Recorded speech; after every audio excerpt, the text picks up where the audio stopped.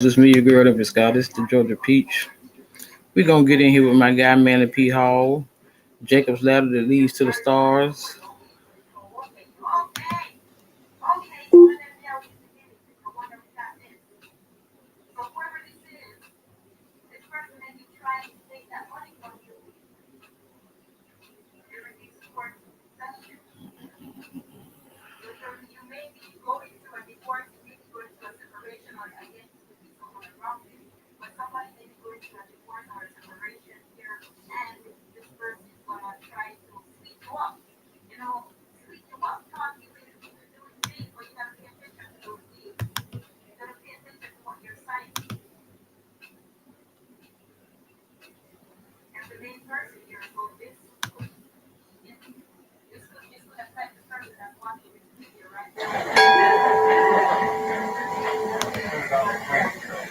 It's possible we had to sell it to buy a new roof.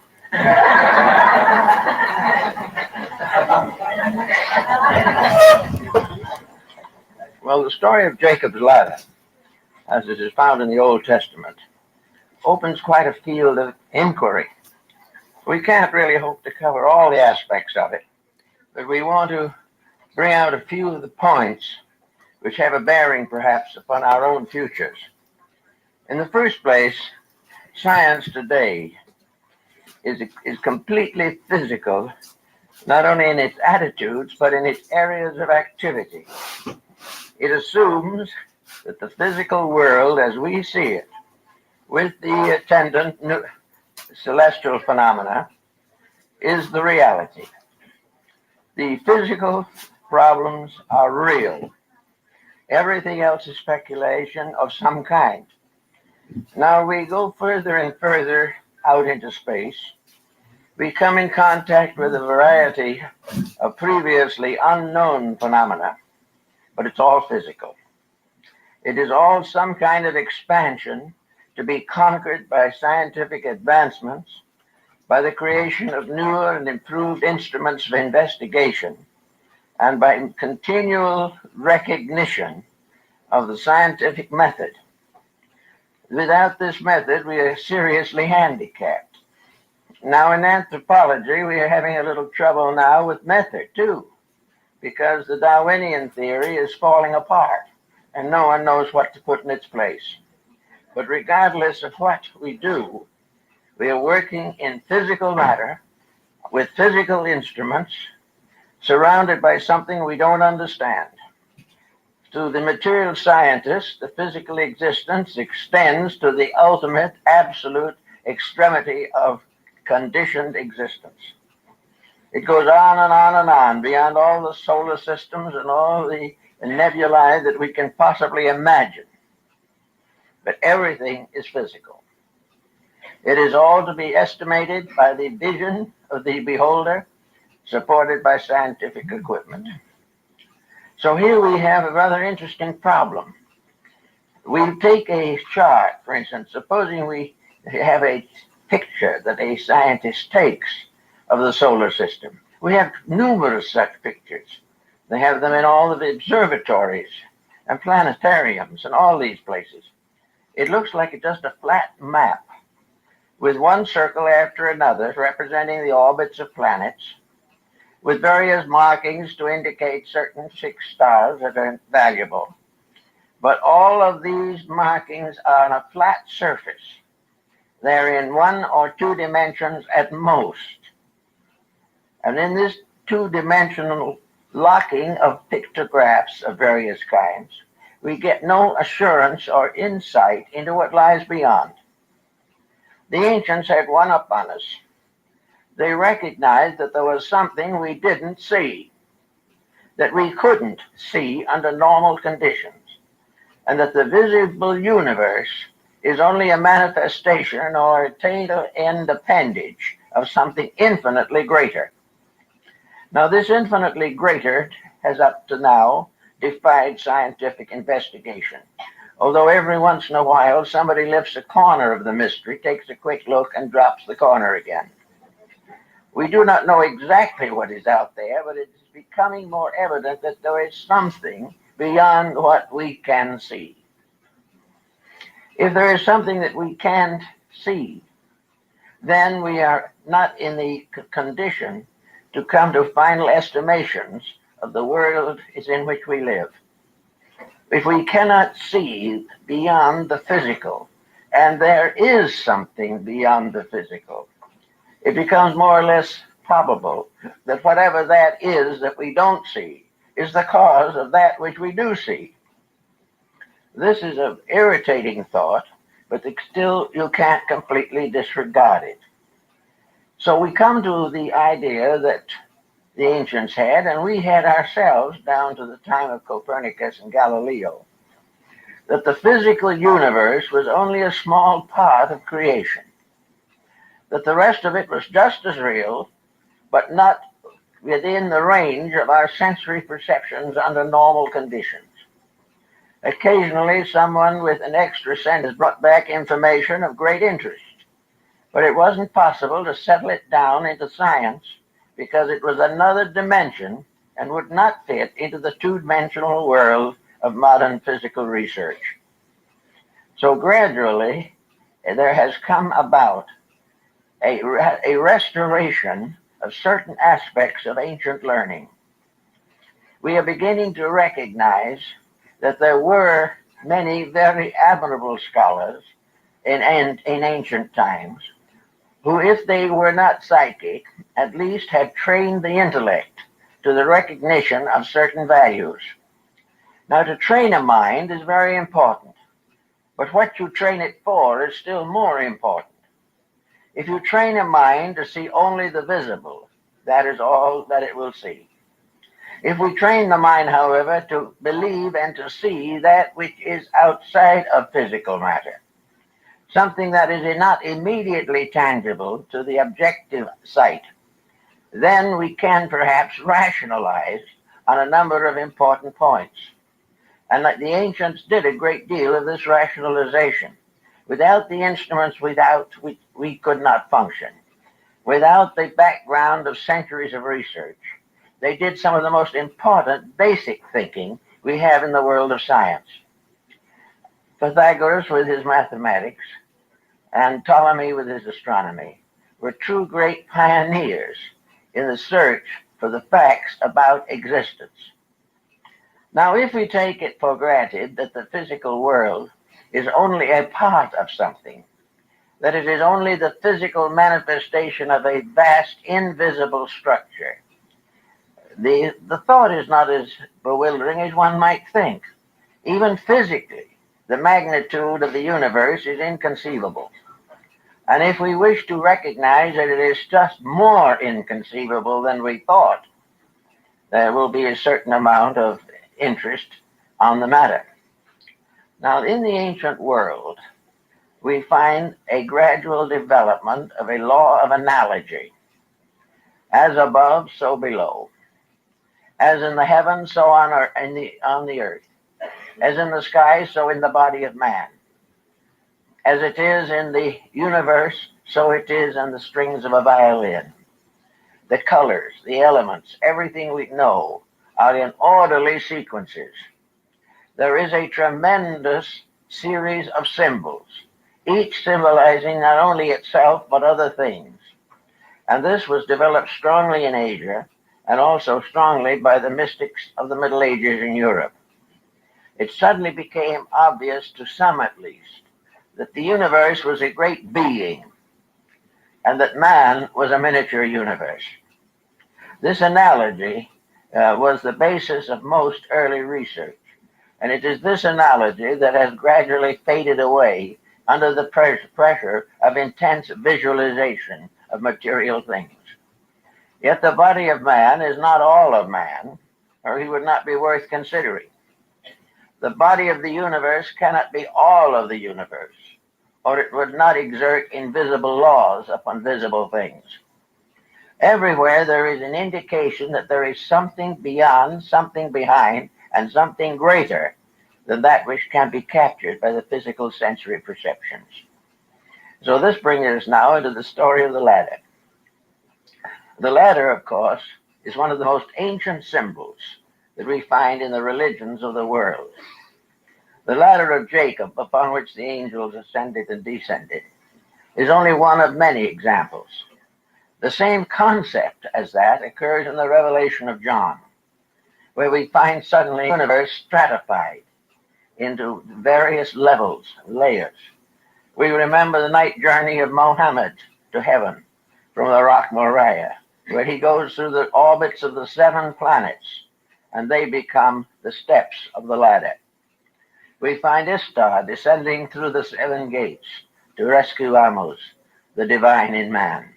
We find in the mystics of the Middle Ages, the Rosicrucians, the alchemists, the Kabbalists, always a strange and wonderful story about this septenary mystery of life. We find it even in Homer's Odyssey. We find it in China, in India, in Greece, in Egypt, in Persia. We find it everywhere. This mysterious idea, the layers of which are the steps of a gigantic ladder.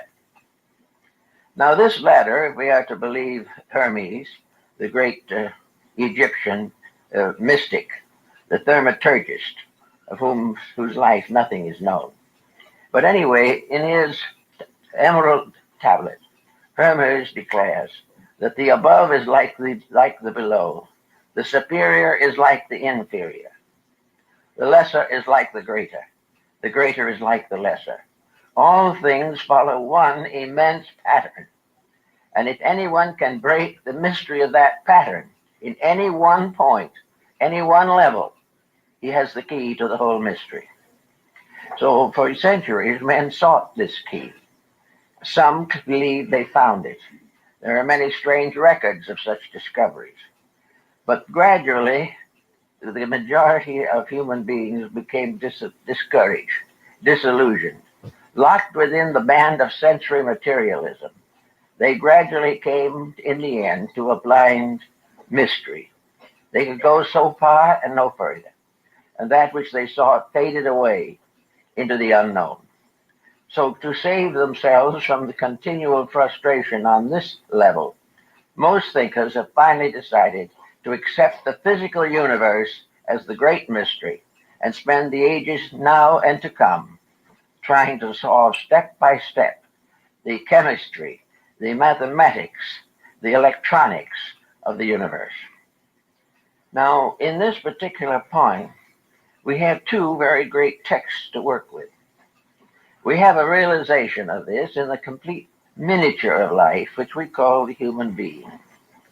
It has always been held in mysticism that the human being was a miniature of life, that anyone who could completely solve man could solve all other things. But at the moment, no one really seems to be that interested in solving man. The great purpose today is to fit man into the economic empire which we have created in this world. It is not what a man is that counts now. It's what he's worth by the hour. It is not really an effort to unfold the mystery of the internal of the human being, but merely to find remedies for his external ailments and to do what we could to extend his material existence. All of these things were secondary, but they became primary as individuals were disappointed one after another when they tried to explore the invisible causes of life. But in the philosophies of most nations, there has been this recognition that the solar system, the human body, and space itself are identical in law, identical in principles, differing only in magnitudes, and that we can explore them a little more carefully if we so desire. The Ptolemaic system of astronomy gradually verged into astrology, because astronomy had to do with what you did in this world, but very often it was inadequate. Astrology was not capable of solving the mysteries of human destiny. It could only proclaim them, or occasionally make a dramatic interpretation of some event. But actually, the astrology of the ancients was a form of psychology. As astronomy is a science, So astrology was a psychological philosophy.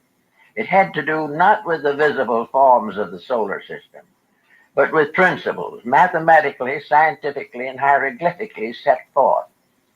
These researches, particularly those of Ptolemy of Alexandria, probably one of the first greatest astronomers, these researches were not primarily intended for prognostics. They were an effort to find out how the universe functioned, where all things come from, why and where they are going. And in order to do this, a new concept of the universe was gradually brought into existence. There is a very fine example of this concept in the Nuremberg Chronicle of 1498.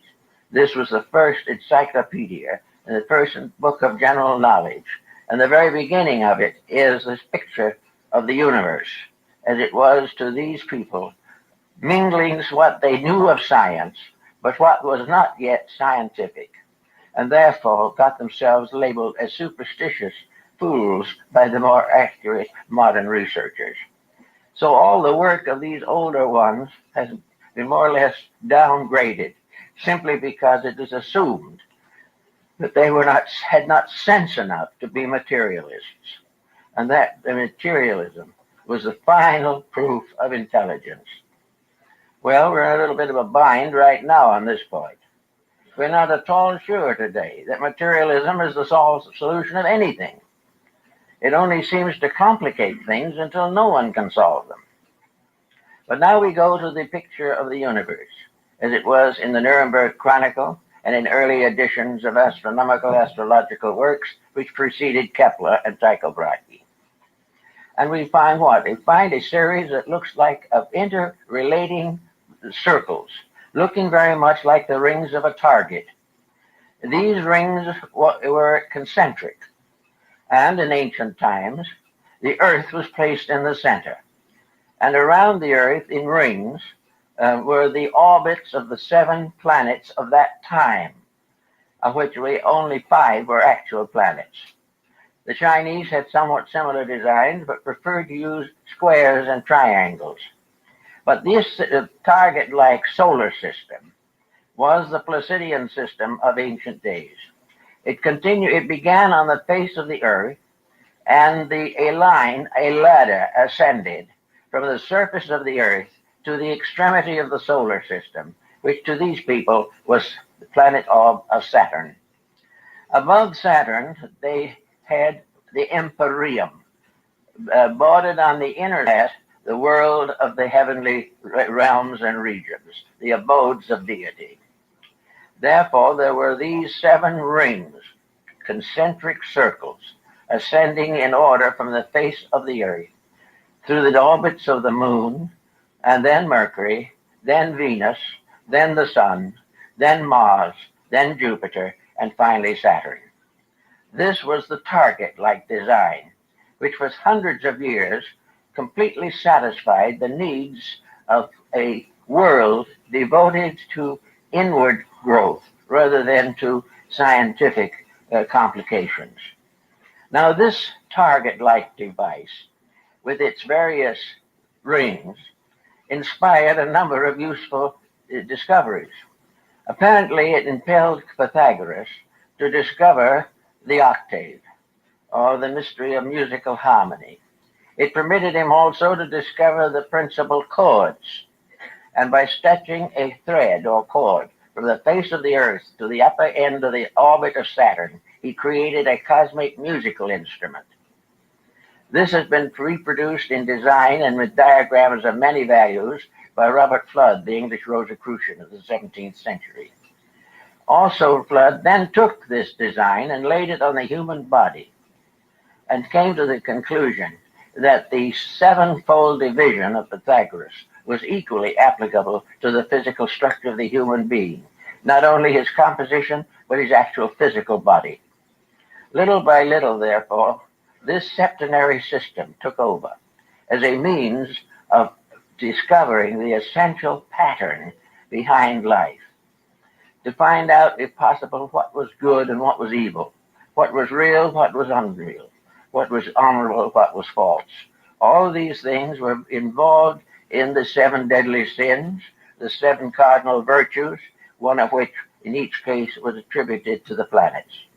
So they made a kind of moral universe by bringing all the moralities of life into the planetary structure.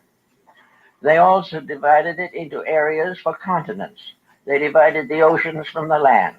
They created the octave and set up the frets to discover the upper and lower octaves of music. They created a scale of sound, a palette of 7 colors. They developed all types of septenaries, and these septenaries are still more or less valuable. They knew the 7 senses. They also knew the 7 psychic powers of the human being. Everything was developed from a grand diagram. And when that diagram came down to us as on a flat sheet of paper, with the orbits of the planets and the elements indicated, and the empyrean or the divine realms above, the modern astronomer looked at it for a moment and said, it's rubbish. It's not the way solar is at all. This isn't it. This is pure fiction.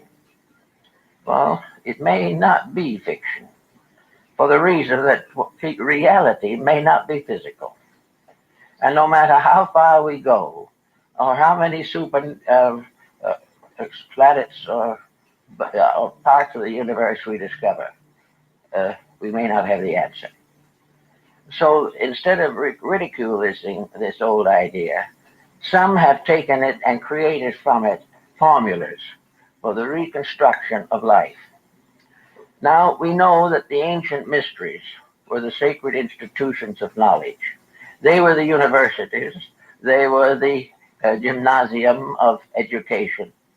They were all things to those who sought to know. So these ancient institutions accepted disciples into their structure by a system of rites or tests called initiations. And now in most cases, these initiations were 7 in number, and they advanced from the material to the most abstract. They formed the rungs of a ladder of growth, a ladder of unfolding internal potentials. The disciple ascended the ladder by overcoming the negative attributes of each of the 7 planets. He learned how to use knowledge and not abuse it. He learned to understand the difference between love and lust.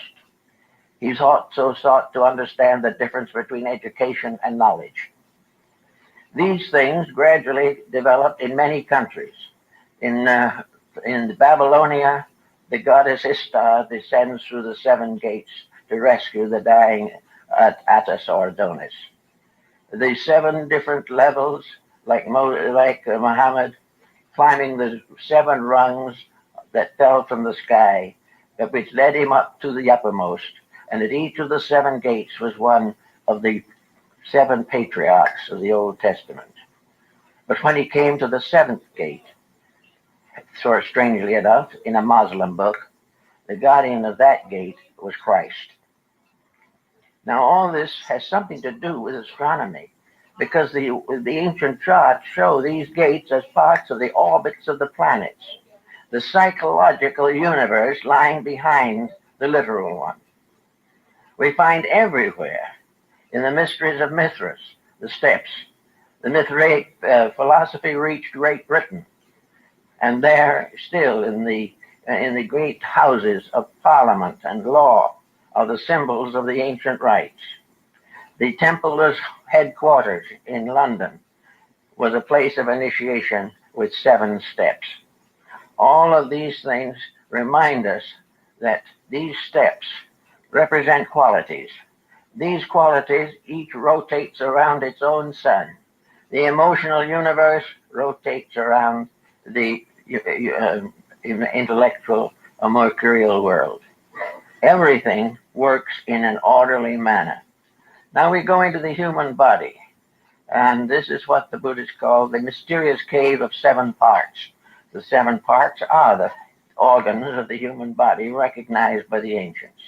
These 7 vital organs are strengthened and intensified in their functions by the contributions of 7 endocrine glands. Every part of the system works together. And to get a key to one part, comes far towards opening all the rest of the mystery. We know that some of it has even reached into modern anatomy in names and words. We know about the pia mater in the brain, the thin, gentle, or kindly mother. We know also that the upper axis of the spine where it joins the skull was known even in science as the pyramid. All kinds of strange things. The spinal column with its 33 segments, still corresponding with the degrees of the ancient mystery systems. So we have all kinds of things to think about relating to this ascent from the superficial to the essential. This descent, which is a mystical experience, as John expresses it in the Revelation. The Revelation of John is almost a completely Gnostic work, dealing with initiations into the Gnostic rites. John is picked up and carried through the spheres and comes finally to the gates of the Empyrean. And there the upper world is revealed to him. All of this was part of the philosophy of antiquity. Now we can come back to the modern world and we can say, but there doesn't seem to be any proof of this. There doesn't seem to be any reason why we should expect to find something strange and mysterious at the top of this mysterious ladder that we talk about climbing. The ladder that was known to be pointing up to what the Egyptians called the Jewel of Seven Stars, which formed a constellation at the head of the ladder. All this was part of something. Here we have in India the mystery of the seven chakras, aligned along the sympathetic parts of the gangliated structure. We also find the mysterious yogas, seven yogas, tied into these seven gangulated centers. Everywhere 7 days of creation. And all these things tie into something that we are trying to put together to find out what kind of a world we live in. For a long time, it didn't really mean too much to us. We were getting along pretty well. The Bible told us that we would live 70 years. Well, when they came time to translate the Old Testament, the high priest Eliezer selected 70 elders to make the translation. And the first translation of the Jewish Bible is called the Septuagint, or the work of the 70. Every time you look around, you find 70. You find some reason for it. Now, in some cases, it is obvious that it is arbitrary. But it can't be arbitrary in all cases, because it ties into too many vital facts that we know in our daily experience. We know the octaves of elements just as truly as we do them in music. So out of all of this, there comes this vague suspicion that there might be some way of breaking through this mystery to find out something about the reality of ourselves. Even old Omar in his Rubaiyat describes that he went through the orbits of the planets and sat up on the throne of Saturn. Everywhere we have this same analogy, east, west, north, and south, and it means something. We know the ancients recognized 7 races. They also recognized 7 continents. All the way through, the septenary had to hold true. Now, what does that mean, perhaps, in our own thinking today? Suppose we assume that the individual himself has a septenary of faculties, that he has various levels of insights, that he has various ways of measuring things, and that all these, except the visible faculties, are invisible. That somewhere there must be an answer. It is not possible to assume religiously that this creation is without a cause. And it is not possible scientifically to prove with any degree of inclusiveness that everything that exists is merely an accident, that things just happened. That's right. Things don't just happen, because there are too many evidences every day that things happen according to rules. And today there are many, many people who have experienced what we would commonly call miracles, simply because they intuitively kept the facts of life straight, whereas somebody else had mixed it up for themselves. So we have this problem of trying to understand the rites of the mysteries, how to penetrate into this structure, and see why it answers all questions if we find out the key to them. Now, the key, it begins with a very simple point. It begins with the earth. The earth is the foundation upon which the ladder rests. And in man, the physical body is the foundation upon which the ladder of his spinal cord and column rests. It is also true that this physical situation that we have is the beginning of something, that all through the universe there is an interplay of various forces and factors. The other planets of the solar system certainly have mutual influence on each other. Therefore, the whole universe is one tightly tied bundle of processes. There is nothing accidental, incidental, or unimportant in this process. It is a complete integration of purposes. Now, for man, what is the purpose? Why is he settled here? Why is he in the problems he's in today? And why are these problems being pressed upon him to the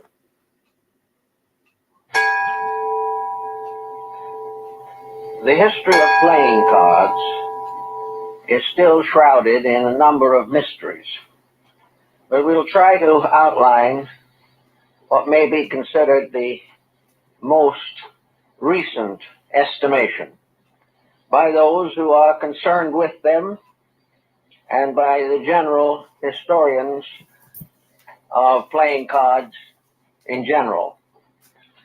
The origin of playing cards is unknown. The probabilities are that these cards originated in the Orient. China makes a pretty strong claim for originality in this particular area. And it is known that they were in use in one way or another among the Chinese for over 1,000 years. In Europe, they did not appear until the early years of the 14th century. And in the course of time, many and unbelievable ramifications have set in. The tarot cards probably have a history separate from that of the ordinary gaming or amusement deck. The Court de Gavilan, one of the first great Egyptologists, favored the theory that these major trumps, as they are called, the 22 major cards of the tarot deck, which consisted of 78 cards, that these were actually based upon symbols used in the initiation rites of the ancient Egyptians. Some have held that they may have been carved upon the walls of the inner sanctuaries of the Egyptian mysteries. Others feel that they may have been freestanding symbols, originally in the form of objects of various shapes, sizes, and proportions, which were used in the instruction of those seeking admission into the sanctuary.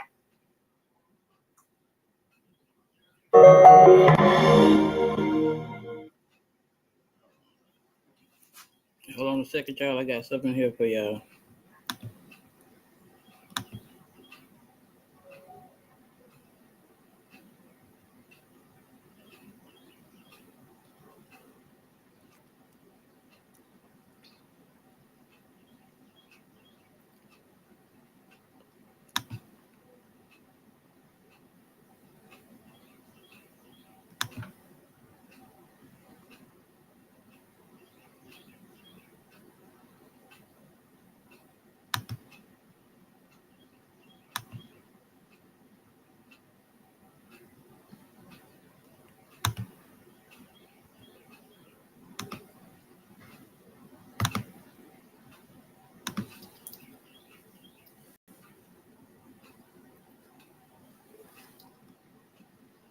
That this is not happening by chance.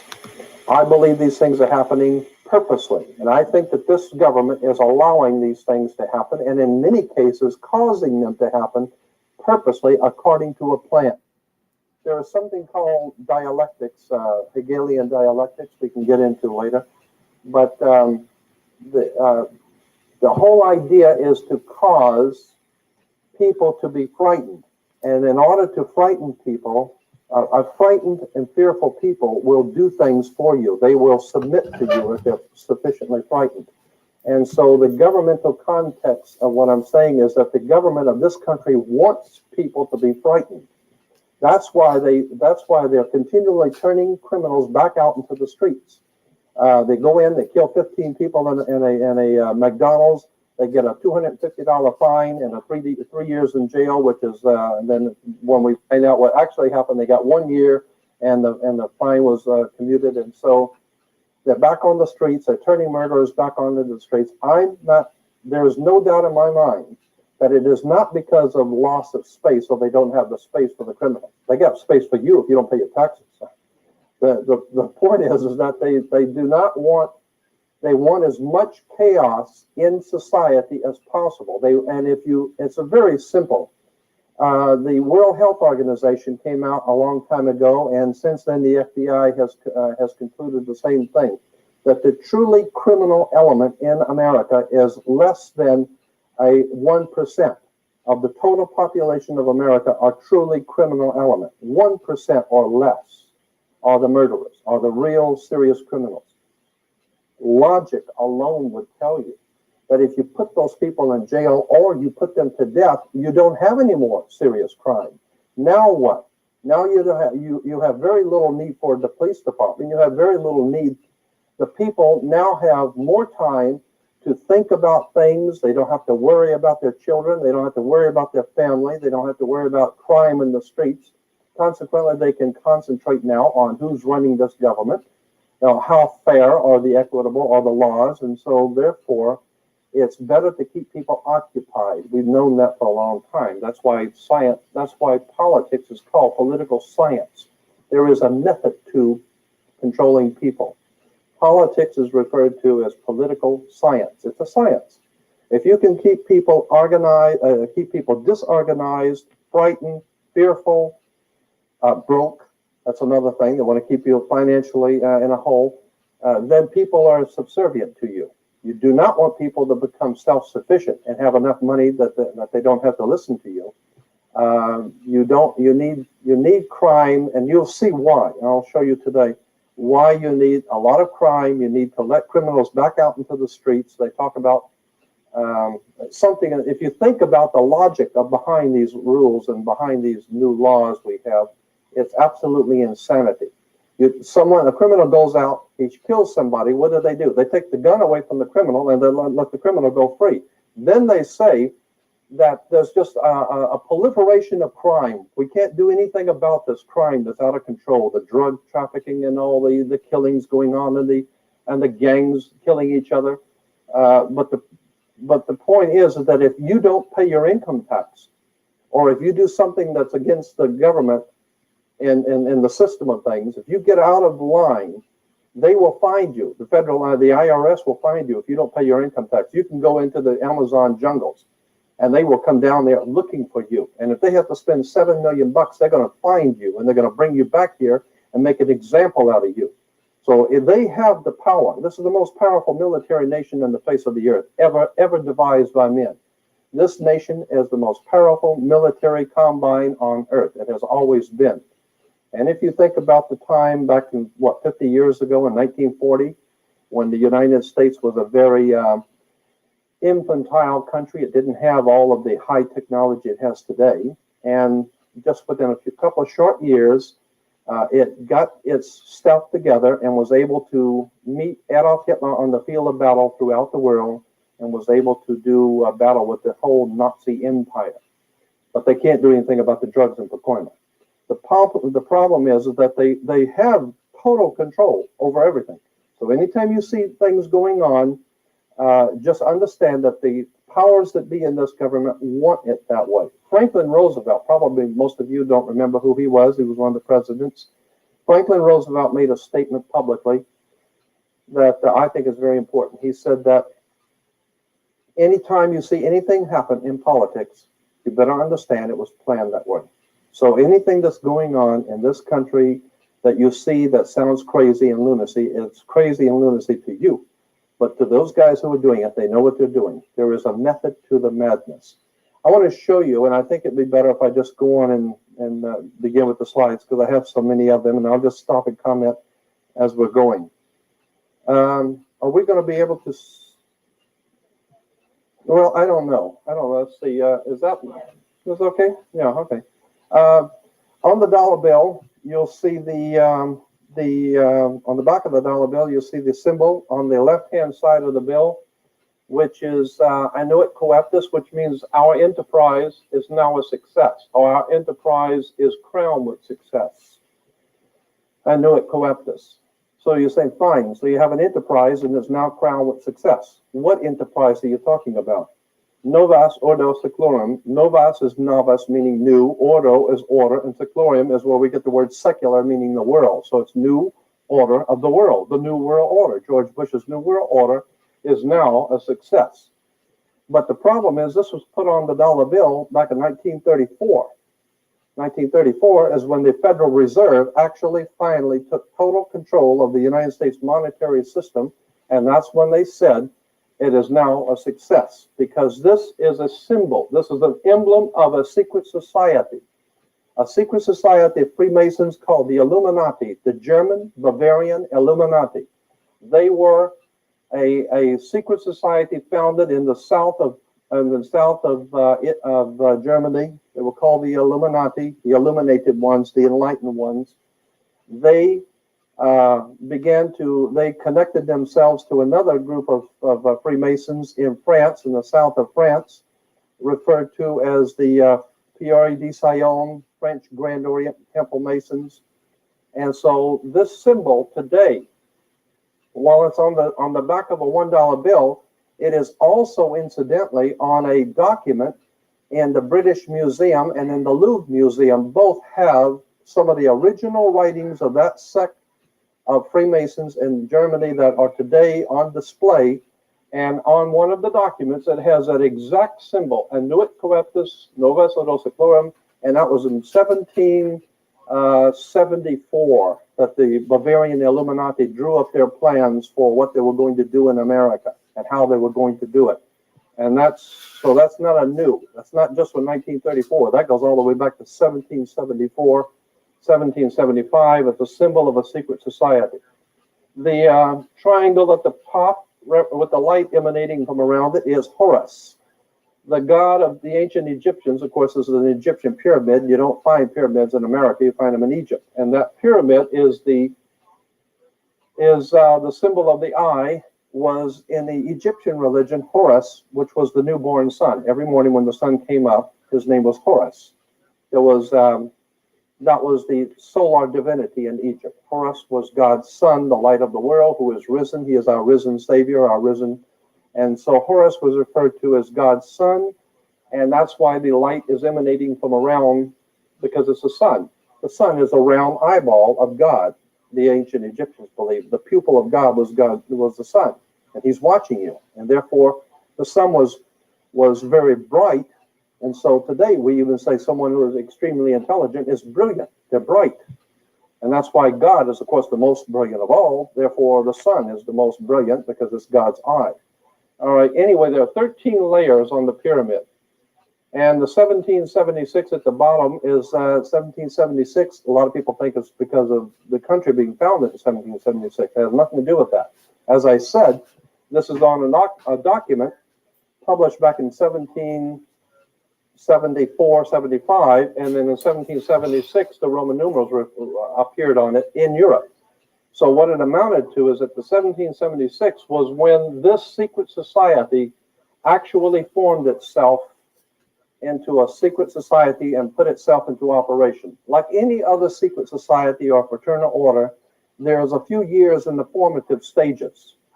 And then there's a time when they actually get a charter and come together and actually become an actual organization.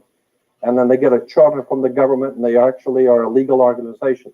They were in operation in the 1760s, 1770s, but it wasn't until 1776 that they actually made themselves into a coherent order, and it was called the Order and Sect of the Illuminati.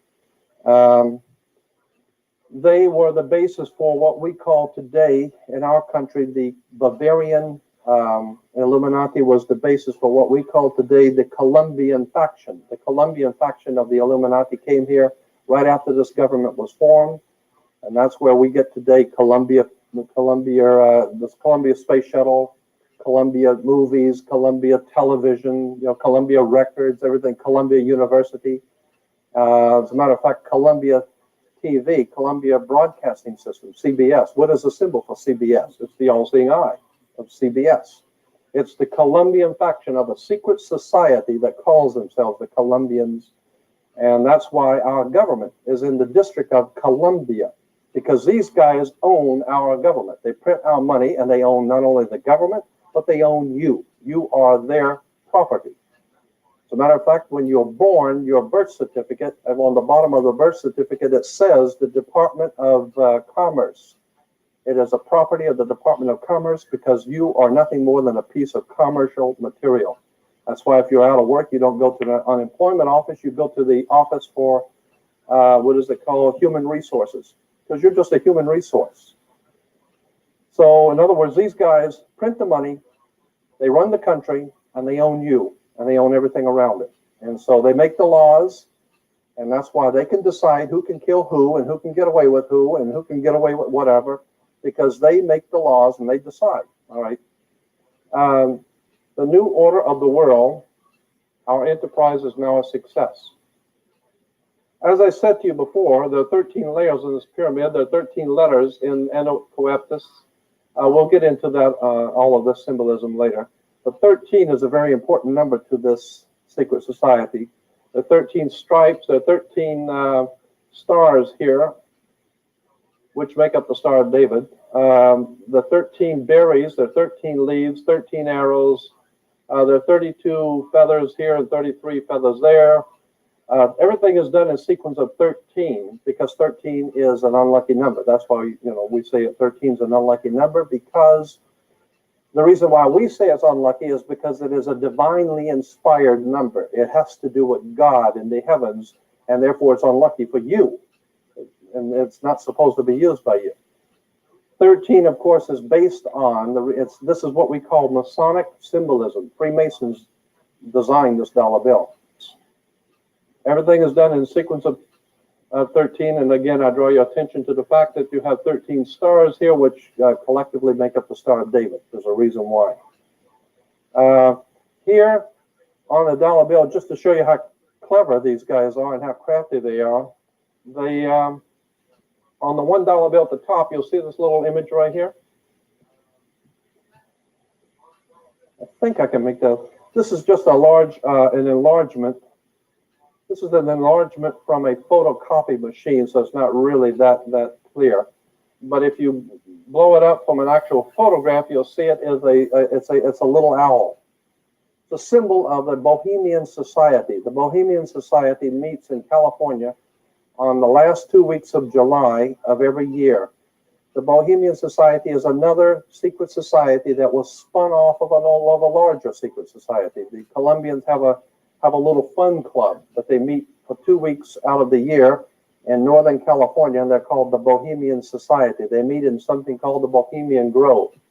I have pictures, which I don't have with me tonight, but I'm going to have on my next lecture, showing all of the presidents, all of the living presidents, excluding the new one, but all of the living presidents at the Bohemian Grove in Northern California, and they're all wearing red and black Ku Klux Klan dress type of regalia, like the Ku Klux Klanners, with the pointed headdress and everything. And I mean, that's quite a sight to see presidents dressed like Ku Klux Klan members, right? And they're standing in front of a big open pit of fire, and behind them is about a 20 to 25 foot owl behind them. And the article in Elm Magazine and Time Magazine, I've got 2 or 3 different magazines showing basically the same pictures. It says that the presidents meet with all of the heads of industry throughout the world, all of the heads of state throughout the world, and all of the most important wheeler dealers in this country, and they all meet up in Northern California, and they have rituals where they go before the owl, after midnight, and then what a picture you got, with all the presidents dressed up like Ku Klux Klanners with black and red robes on before an owl. And these are your presidents of this country. And the reason why they chose the owl is because the owl is a symbol used in Europe by secret societies, because the owl is wise because it sees things in the dark. And the implication is, of course, that's why they are where they are, because they're very brilliant and they know things that you don't know. So they see things in the dark and they put their little owl on the dollar bill. It's just a clever little thing, but it shows you how these guys think. We get into Masonic symbolism. When you drive by a Freemasons, the Masonic Lodge, you'll see the square and the compass and then the G in the middle. The G is for not God. Everyone thinks it's for God. It's not. It's for geometry. Actually, it goes back even further than geometry. In 1717, it was stood for geometry. But the G has been used by secret societies as far back as ancient Greece, meaning the generative principle, the principle of generation or sexual principle in nature. And so when you see that G, just remember it stands for geometry now. So talking about geometry, here is a typical geometric figure of a three-ring square. The circle, the triangle, the square, all have Masonic and spiritual meaning, as you'll see. But here we have the square within the magic circle. Here's a Washington Monument from above, the square within the magic circle. Incidentally, the Washington Monument is the Egyptian obelisk, another, like the pyramid on the dollar bill, another Egyptian symbol, because what America is referred to by the secret societies throughout the world as the New Egypt. That's a term that is given to them in their literature, given to America in their literature, the New Egypt, because our whole laws are based on the ancient magic of Egypt, the white and black magic. That's why your police cars have black and white cars, because it's the idea of black and white magic coming out of Egypt. And, these people that are running this country are really devious. But here we have the mystic star. I think I'm probably going to have to adjust each one. Here's the mystic star, to give you an example, is a seven-pointed star that's used in secret societies. You'll see it all over. Seven-pointed star. Here's the Masonic Orders of Fraternity. Again, you'll see it.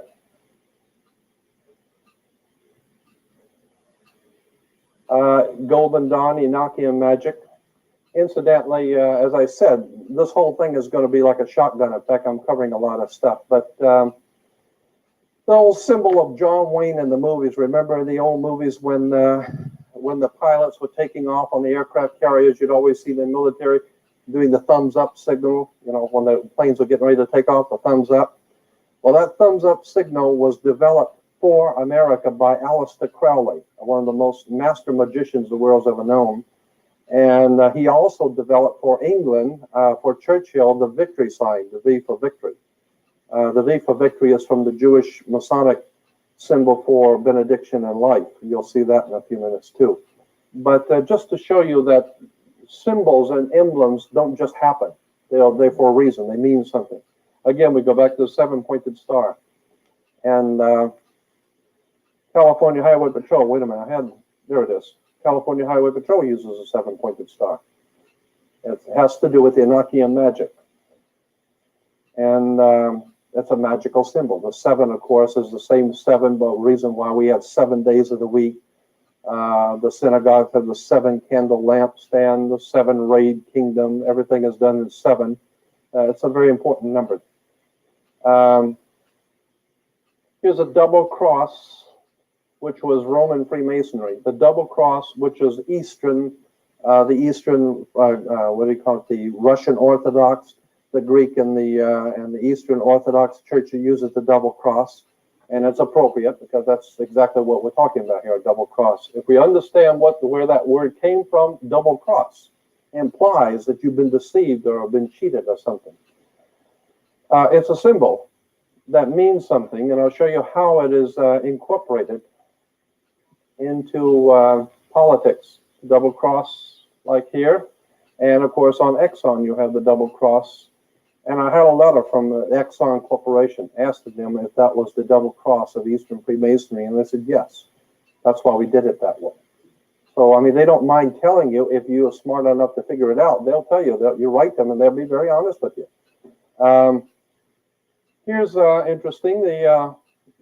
This is probably familiar to you. The five-pointed inverted pentagram is generally, the inverted pentagram is regarded as something representing evil. The five-pointed pentagram, penta, of course, being five. If you take the arms off of a pentagram, the star, and you have just the inside, you have what is called a pentagon. That's why the United States has a pentagon. The pentagon is a symbol. That's why, incidentally, Chrysler can use the pentagon symbol as a Chrysler symbol, because they're the ones that produced all of the half-tracks and tanks and everything else for the United States during the Second World War for the Pentagon. So they still use the symbol of the pentagon. But what's interesting is that this is an upside down with the point pointing down, the two pointing up, and this is a symbol, of course, as I said, representing the devil. And you see a lot of these killers and rapists and murderers, with the five-pointed pentagram. Here it is again, just showing you how it has its connotation with the pointing down, being the devil. Here's the first synagogue in Los Angeles of the B'nai B'rith in 1873, and up here, what do you see, is the inverted pentagram. We're talking about this is the first synagogue in Los Angeles, and they're using an inverted pentagram, which everyone knows is associated from the earliest ages in the Middle Ages with devil worship, okay? Here's a seven-rayed kingdom of God, how the seven flames and the seven candles of light. Incidentally, the seven-candle lampstand in the synagogue, the seven candles represent the seven lights of the heavens: Mercury, Venus, Mars, Jupiter, Saturn, the sun, and the moon, the seven ancient gods of the ancient world. So when you see the seven candle, that's a very holy seven-candle lampstand. No, it just represents the seven little lights in the heavens. And each one of those lights represented a god. Each one of those gods represented a day. So therefore, we have 7 days of the week to honor the seven-candle lampstand of the seven ancient gods of the world. It's all very metaphysical. It's all very strange, and it's all very well put together. You understand how it works. Here's the shell oil. To give you an idea, let me back it up. I moved too quick on that. Here's the Panorama Mall, has an emblem, a symbol, and I put the shell symbol next to it so you can see what we're talking about here in shell is the sun rising between two triangles. The sun rising between, that's a sunrise, it's not a shell.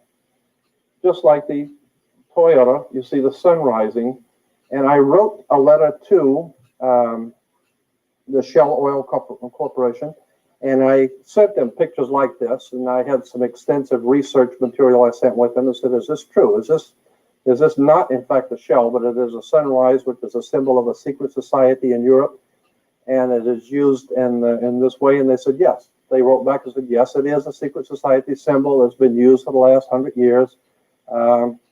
Prince Bernard of the Netherlands was a member of this secret society. And so when you drive by a shell, just remember, it's not a shell, it's a sunrise of a secret society, and I'll get into that, what it means later. And it's just to show you how emblems and symbols all around us, and we don't even know what they mean. Here's another one. The eight-pointed star is two squares superimposed on each other. Get it better. There's a square here, and then the square is here, and it's called the double square of Freemasonry. The reason for the double square, the first square means that you play fair and square. You know, when you play baseball down at the town square, and if you, anything which is legitimate and right according to the secret societies is square. You play fair and square. And if you go to jail, they'll give you 3 square meals. It's fair. It's the right thing to do, okay? And so the whole idea is square means that everything which is right and legal and just and everything's squared. So that's why even in court they say, well, your testimony doesn't square with the facts. It's square means things which are right and correct. When you superimpose another square, the implications of the second square, which you will see, means disorder. It's the intertwining of both order and disorder, meaning that you have the power over what is right and correct, and you also have the power over disorder and things which are not right and which are not correct. And so the same people control both chaos and order. Incidentally, that's why you have, well, I better not get into that because that's going to come up in a minute. Here it is again, the double square Freemasonry. The chevron. Chevron oil is actually the double square Freemasonry. See, this is two squares. Oh, wait a minute. This is two squares. What this chevron is, and that's the word chevron. You'll see on the military, the police wear them on their arms, and the military wears the insignias of power. They're called chevrons because they are squares. It's a box. That's a box, and this is a box, and this box is sitting on top of that box. And if you draw a line, for a triangle back here, you'll see it's two square boxes sitting on top of each other. It's referred to as the double square or the chevron of Freemasonry, the double square Freemasonry, okay? And so it implies that the powers that be in this world have both control over revolution, trouble, anarchy, and they have control over good government and over righteous government. So they can do whatever they want. You want to have a good government or bad government, they can do the same. They can do whatever they want because they got the money and they got the power. Here in England, of course, it's more appropriate in England, is the double square Freemasonry in London at the Parliament. It even says the octagonal Central Library in London has the double square Freemasonry. And of course, I think it's appropriate there because they do, in fact, finance and organize and direct all over the world. All kinds of bloodshed and violence all over the world is being organized, directed, and financed by the United States government and the British government together, Britain and America, are the reason for the violence and the chaos that we're seeing throughout the world today. In Yugoslavia, it's all been planned. This is all part of something that the United States is doing in the Middle East right now, and Yugoslavia is going to pay for it. Again, we have the double square. All right. Here is the double square Freemasonry worn by the Queen. And this square is, the Masonic square is referred to as the Knights of Malta square.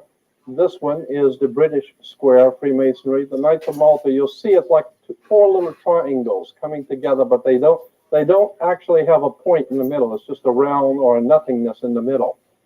You'll see that again in Arco, where the four little points come together, but nothing in the middle. The Knights of Malta is, the square of Knights of Malta is the pyramid from the top, looking down on the pyramid of Egypt without the capstone. That's because, remember, on the dollar bill, the capstone is not connected to the body of the pyramid. So here is flying over the top of the pyramid, looking down on the Great Pyramid, you don't have a point because the chief cornerstone is not on the pyramid. Actually, and I just threw this in, I don't know why, but I did. Here's Under Life and Fascism. I wanted to make the point about political symbols. We hear a lot of people talking on radio and television about fascism and how bad the fascists are and fascism this and fascism that. Well, in most cases, fascism or fascists have come to power after the nation has suffered an economic collapse. This is a fair use. Are we having problems economically or what? Right? A military defeat, Vietnam, and some other disaster. The fascist party wins mass support by promising to revive the economy and restore national pride. And that's exactly what the government is saying today. They need to restore national pride. Get Clinton in there to be president. And no one seems to realize Bill Clinton, as a Rhodes Scholar, trained in England and London, England, and Oxford University, bought and paid for by the Rockefeller Foundation, financed and organized his education. He is nothing more than a yes man for the power elites in this country. That's they want what another I forgot candidate because he looks good. To mention last night, though, Personal liberties are severely limited under a fascist government, which is, I'm saying that's what we have here. And the government also controls newspapers, radio, and other means of communication. That's why I'm not on nationwide television, right? And it issues propaganda to promote its policies, and boy, this government does that. Let's see. Oh yeah, wait a minute. This is interesting. A secret police force crushes any resistance. I like the word crush because that's what they do. You get in their way, they come out and beat your brains out, right? So here is a symbol of fascism. I thought I had one. Yeah, here it is. French fascism. This is the symbol for fascism. A bundle of sticks with a hatchet head. Here is a another. Here's another. Incidentally, you always see the red shield. In England, the story of Robin Hood. Robin Hood comes from Robin Hood. Always in the movie Robin Hood, which Errol Flynn played in. At the very beginning, Errol Flynn is standing behind a red shield. He's standing here. It says Robin Hood. Why? Because the red shield is German for Rothschild. The Rothschilds of England were a German Jewish family in England who took over the Bank of England and took over 5 other banks in Europe and became known as the Rothschild banking dynasty of the world, the richest banking dynasty on earth. Okay, Rothschild in German. Roth is red and shield is flag or a shield. So Rothschild is red shield. And red shield, everybody in Europe knew that the Rothschilds were the biggest murdering bunch of thieves and thugs the world's ever known. Oh, sure, they're very wealthy and they get banks, but nonetheless, these are just high-class thugs. And so they were called hoods, and that's where we get the word hoods. They went around the world robbing, and that's why they're called Robin Hood. Robin Hood is the hood that was robbing people in the Sherwood Forest, and that's where the home of the Rothschilds was, in the Sherwood Forest, the Robin Hood, with the red shield Rothschild, and one of the symbols was the fasci, this is a symbol for world fascism. And fascist was an authoritarian political movement that developed in Italy, several other European countries in 1919. Its name was derived from the fasces, this thing here, an ancient Roman symbol of authority consisting of a bundle of rods and an axe. That's incidentally why we had Axis powers in the Second World War. Here's the bundle of sticks with the axe, and this is on the American symbol. This is on the back of the die, the symbol for fascism on the back of the American die. There it is. I mean, this is a fascist country, and it says fascism is a dirty, evil government that takes over and controls the people. Well, of course it does. That's what's happening to us. We've been taken over and controlled by fascists. And why? And here it is, the President of the United States standing here giving a State of the Union message, and what's on each side of him? The fascists. This is in the Congress. In the Congress, there are symbols of power for the president. He has 2 large fasci, and very few people have ever even noticed them. They're looking at this guy, and they don't even see these symbols of world fascist power. Okay? In case you're so blind you can't see, I blew one up and make sure you can see it. That is a fasci. A bundle of sticks with a hatchet head that was used in Rome. Let me explain why it's a bundle of sticks. The idea was in the Roman Empire that Rome could not police the world. What Rome needed to do was to collectivize a police force. That's why George Bush keeps talking about it's not just us in the Middle East, It's a conglomerate. It's a group of us. We merely represent a contingent of a group of nations there, not just America. That's the concept of fascism. It's not one stick, it's many sticks joined together with a hatchet head. So one person, one government can't do it, Bush says. What we need is a united nations where we can all unite our sticks together, and now we got power. Now everybody crawls on their knees and kiss the boots, because they have a collective consensus of fascist rulers. All these guys get together. That's like the East Side Mafia getting together with the West Side and bring in the New York boys and some of the families out on the West Coast, and let's put this thing together and really rape these people good. And that's what the symbol of fascism means. They now have an axe tied together with a consensus of power. We have a fascist world government right here in America. Here's the United States Senate. 2 fascis on the Senate. I mean, even in playing cards, you got fascis with the king and the jack. That means something. There's a reason why the ace is the highest card in the deck. That's something else. Aces are always higher than the king for a reason. Here's another symbol, a geometric symbol used in Freemasonry by these secret societies. A triangle, a pyramid, within the circle again. And incidentally, the pyramid or the triangle, is important because it goes back to the old pyramid of Cheops, which incidentally, I don't know if you know this, but the big pyramid called the Pyramid of Cheops in Egypt has no peak. It has no point. It has no point on it. It's the chief cornerstone of the point never was there. And the circle represents, of course, the sun. This is the sun, always a circle. And it has to do with Stonehenge. Stonehenge is a symbol for the sun in the old ancient Anglo-Saxon Germanic secret society. So that's why Stonehenge and the pyramid are connected. The numerology and Stonehenge and the pyramid are both the same. There's a lot of interesting stuff there when you get into the numerology of the pyramid and Stonehenge. But here's an example of how symbols are used. All right, here's a dictionary of Freemasonry, and here, I'll blow it up.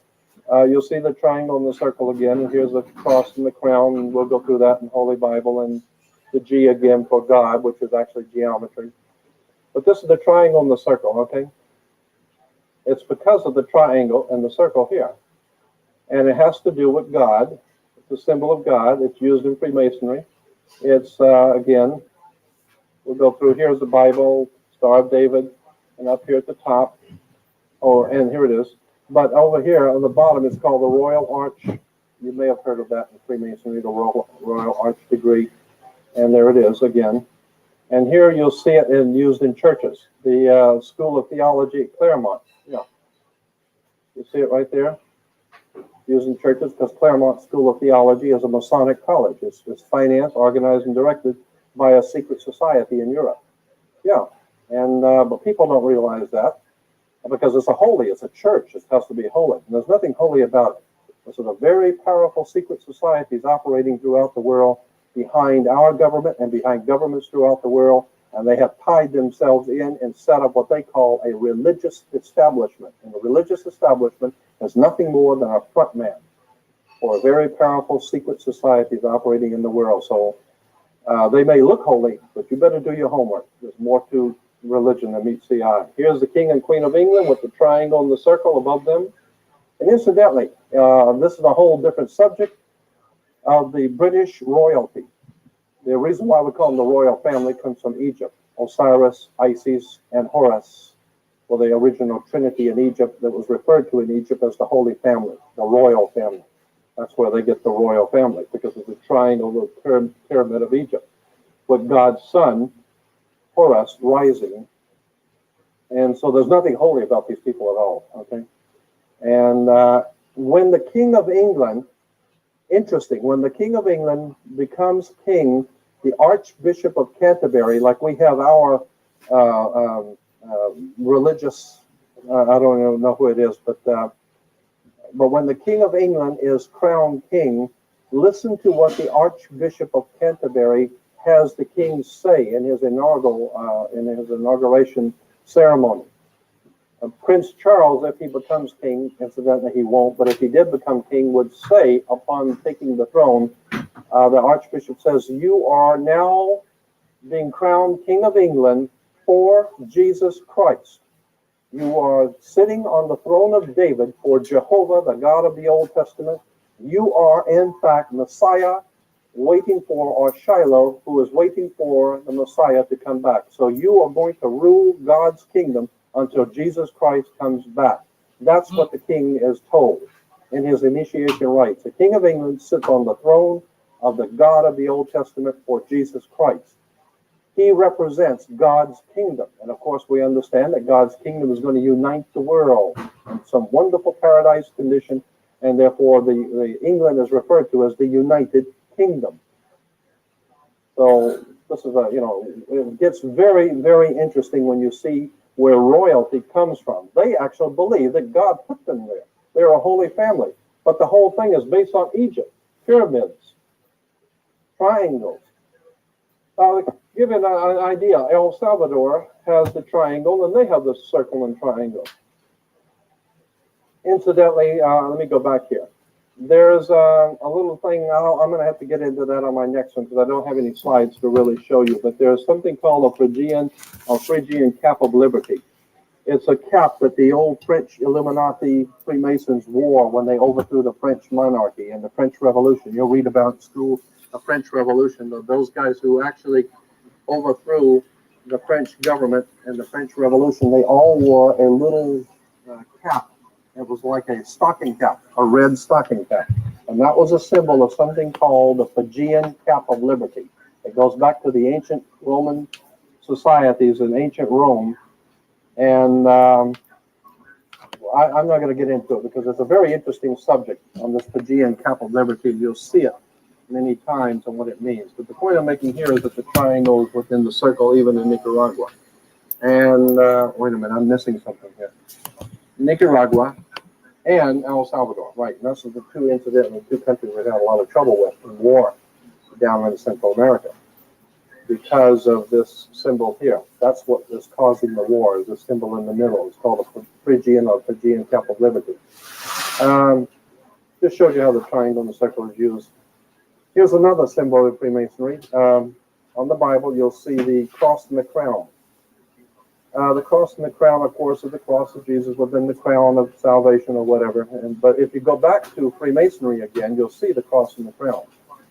The cross and the crown is actually on a chart of Freemasonry, the Scottish and York Rite.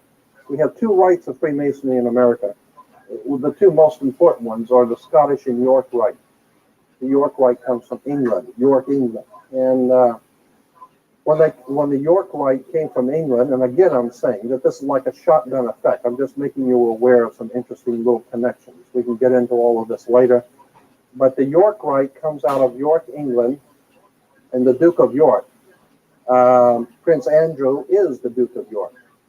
The Duke of York, the York Rite Freemasons come to America. When America was founded, the first thing they did when the Columbians came over, the York Rite Freemasons came over. And they set up what they call New York. And New York is the Empire State. So we have an Empire State Building. New York is the Empire State because it's the new state of the empire, of the New World. It's the New World's Empire State. And the Empire Strikes Back. We get into George Lucas, Steven Spielberg with their Empire Strikes Back and all of that kind of stuff. Because there's symbolism in these Indiana Jones and all that, Star Wars stuff. But anyway, here's a Scottish Rite. They have 33 degrees. That's the reason why you have degrees of Freemasonry. See, the first, second, and third degree. That at the third degree, that's why, incidentally, when you're in court or the cops pick you up, they give you the third degree. Right? Reason because the police department is a Masonic order. They wear the Masonic symbols of power on their arm.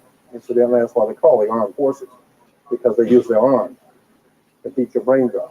And here's the 3 layers of Freemasonry, first, second, and third degree. They're giving you the third degree. And then once you become a third degree Mason, you can either go into the Scottish Rite or you can go into the York Rite.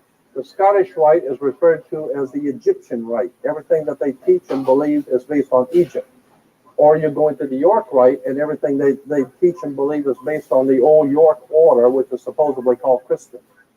Right? So at the here again, you have the Royal Arch Masons. Royal Arch is very important with the triangle and the circle, and there's the Knights Templar emblem again with the cross and the crown. The Order of the Red Cross is one of them, and here's the Order of Malta. When you're giving money to the Red Cross, just remember where it's going. It's going to a Masonic order. And that's why, incidentally, Red Cross can go behind enemy lines during wartime and negotiate for prisoners. Why can they go behind enemy lines and you can't? Because they're part of the war. They are part of the establishment. They operate on both sides.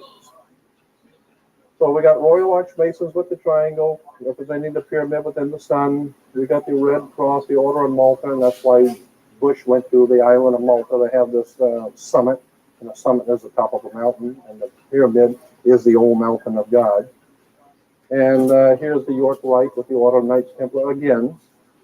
Now here is, I'm just showing you this so that,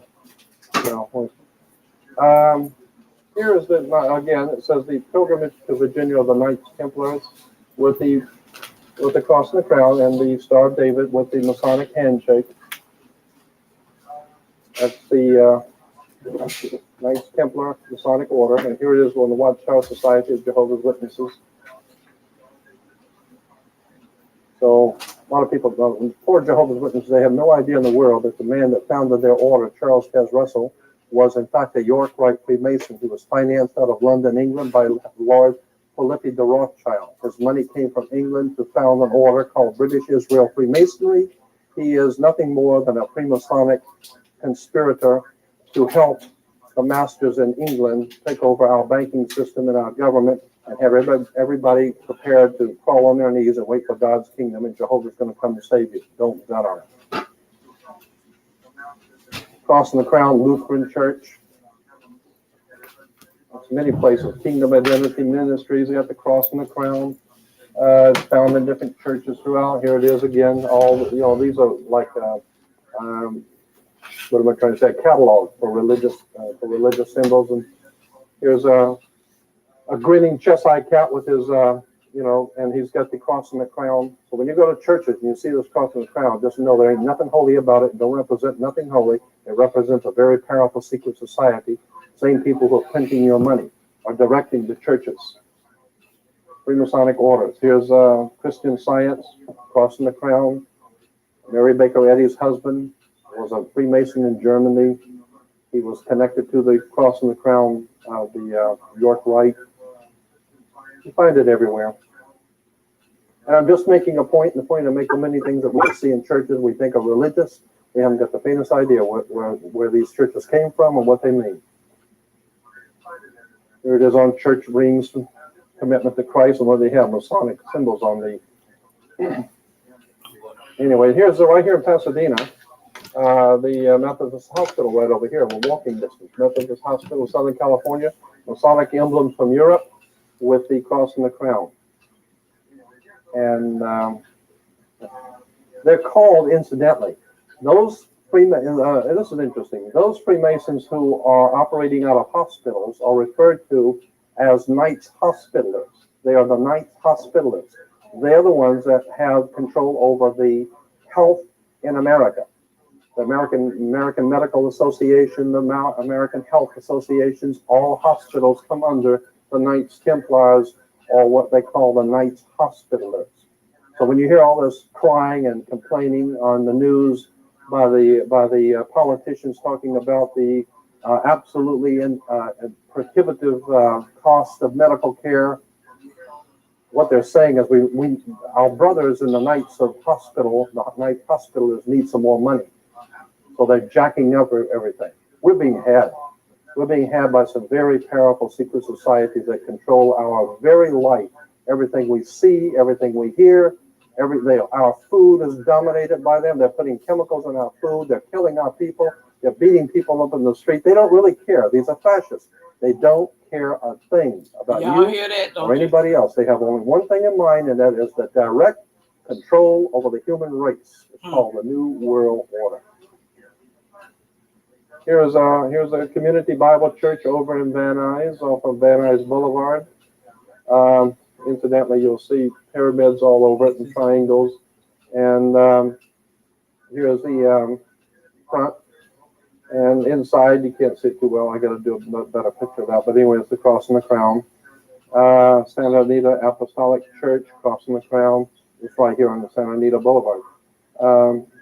Here's another one. This is over here on Colorado Boulevard in Pasadena. It's I think it's a Presbyterian church or a Methodist, I'm not sure. Inside, here it is again. And so when people see all of this, it looks very holy. What you don't understand is that this comes from the Middle Ages. These are symbols out of the Middle Ages of secret societies of Freemasons. There's a Freemasonic emblems, the colors. There's a reason for the blue. There are a reason for colors.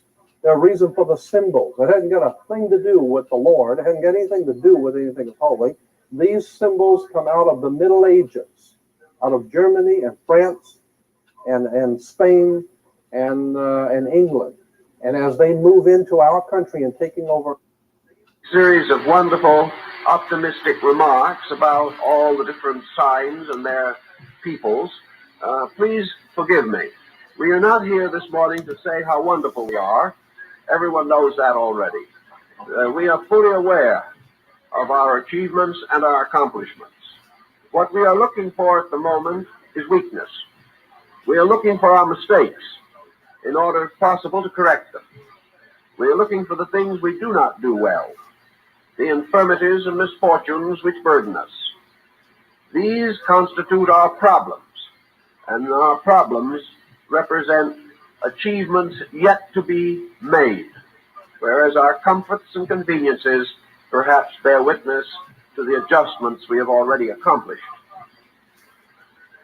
Therefore, let us say in this way that in astrology, each person born within a certain complex of time and place is endowed with conditioned energy. Hi, everyone, and welcome back. This is Sky coming on to talk to you about Pluto in Aquarius.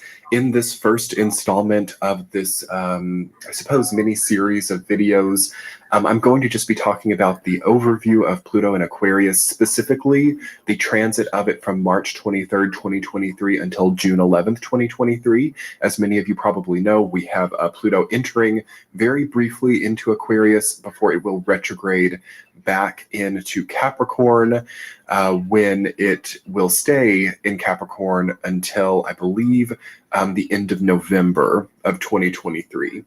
At that point in time, I will come back and likely make a sign by sign talking for all of the zodiac signs about Pluto and Aquarius. But I'm going to wait on that for now because I actually want to experience this first few months of the transit and wait until it really gets back into that sign for good to really dive deep into that energy.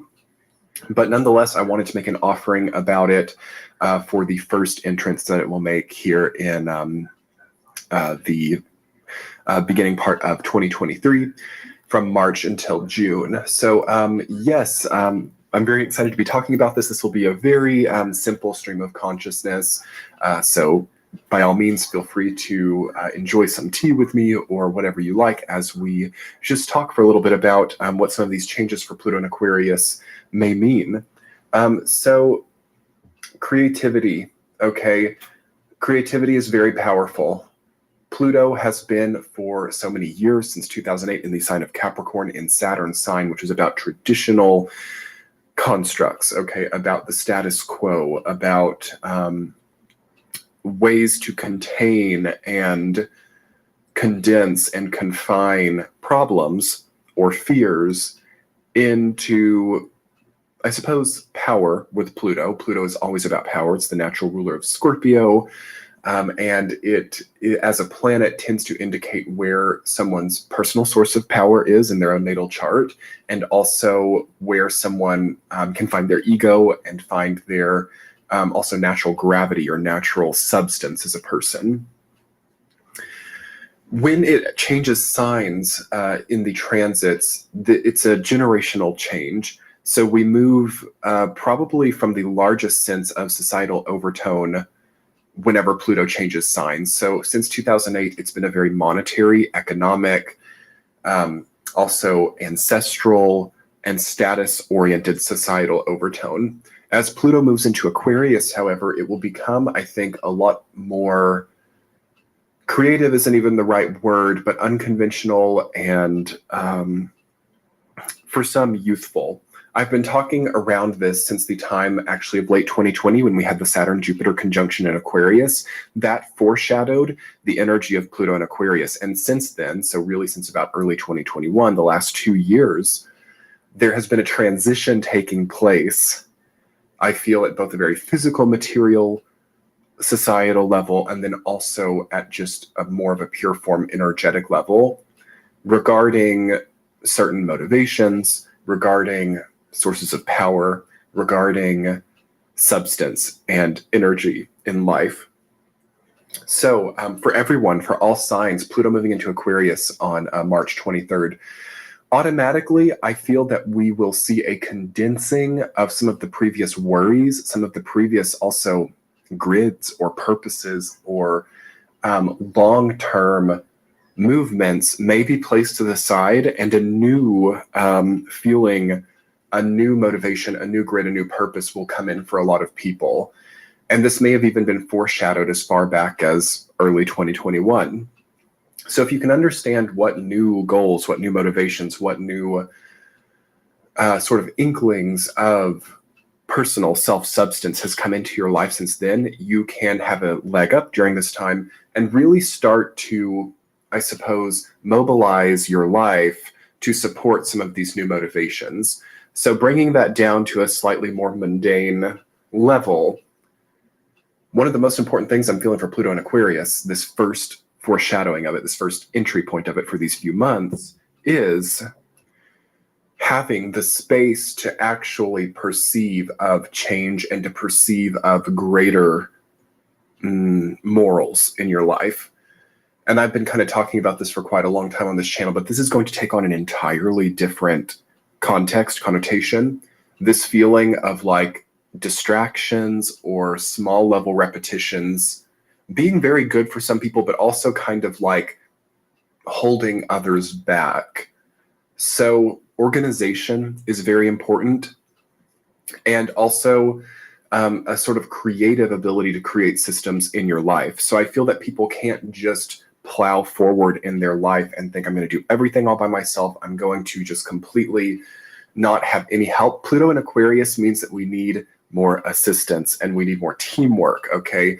Pluto in Capricorn was also kind of like this, but it definitely made people want to isolate a little bit more at the top of their own experience, whereas Pluto in Aquarius is going to be more of an integrative, group-oriented, team-oriented environment. So right off the bat with this transit, you may automatically notice that you have more people coming into your life, more people also available to you, or more relationships just starting to form without you even trying. Also having new people in your house, having new people connecting to areas that were once more isolated for you will be possible at the beginning of this transit.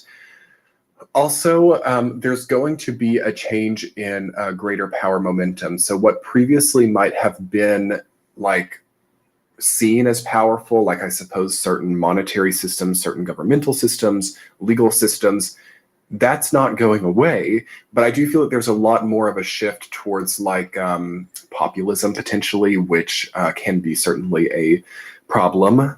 But Pluto in Aquarius to me sounds like a rise in populism. And then at a smaller level in life, so like more of a community oriented, not even community oriented, but like popularity is going to take on a new life with Pluto in Aquarius. Pluto in Capricorn, it didn't matter at all who was popular and who wasn't. All that mattered with Pluto in Capricorn was who had the most money, who had the most resources, who also had the most legitimacy from an ancestral status-oriented place. Pluto in Aquarius will contradict that a little bit, and it will start up a new popularity culture. So if people aren't popular, it's going to be much harder with Pluto in Aquarius.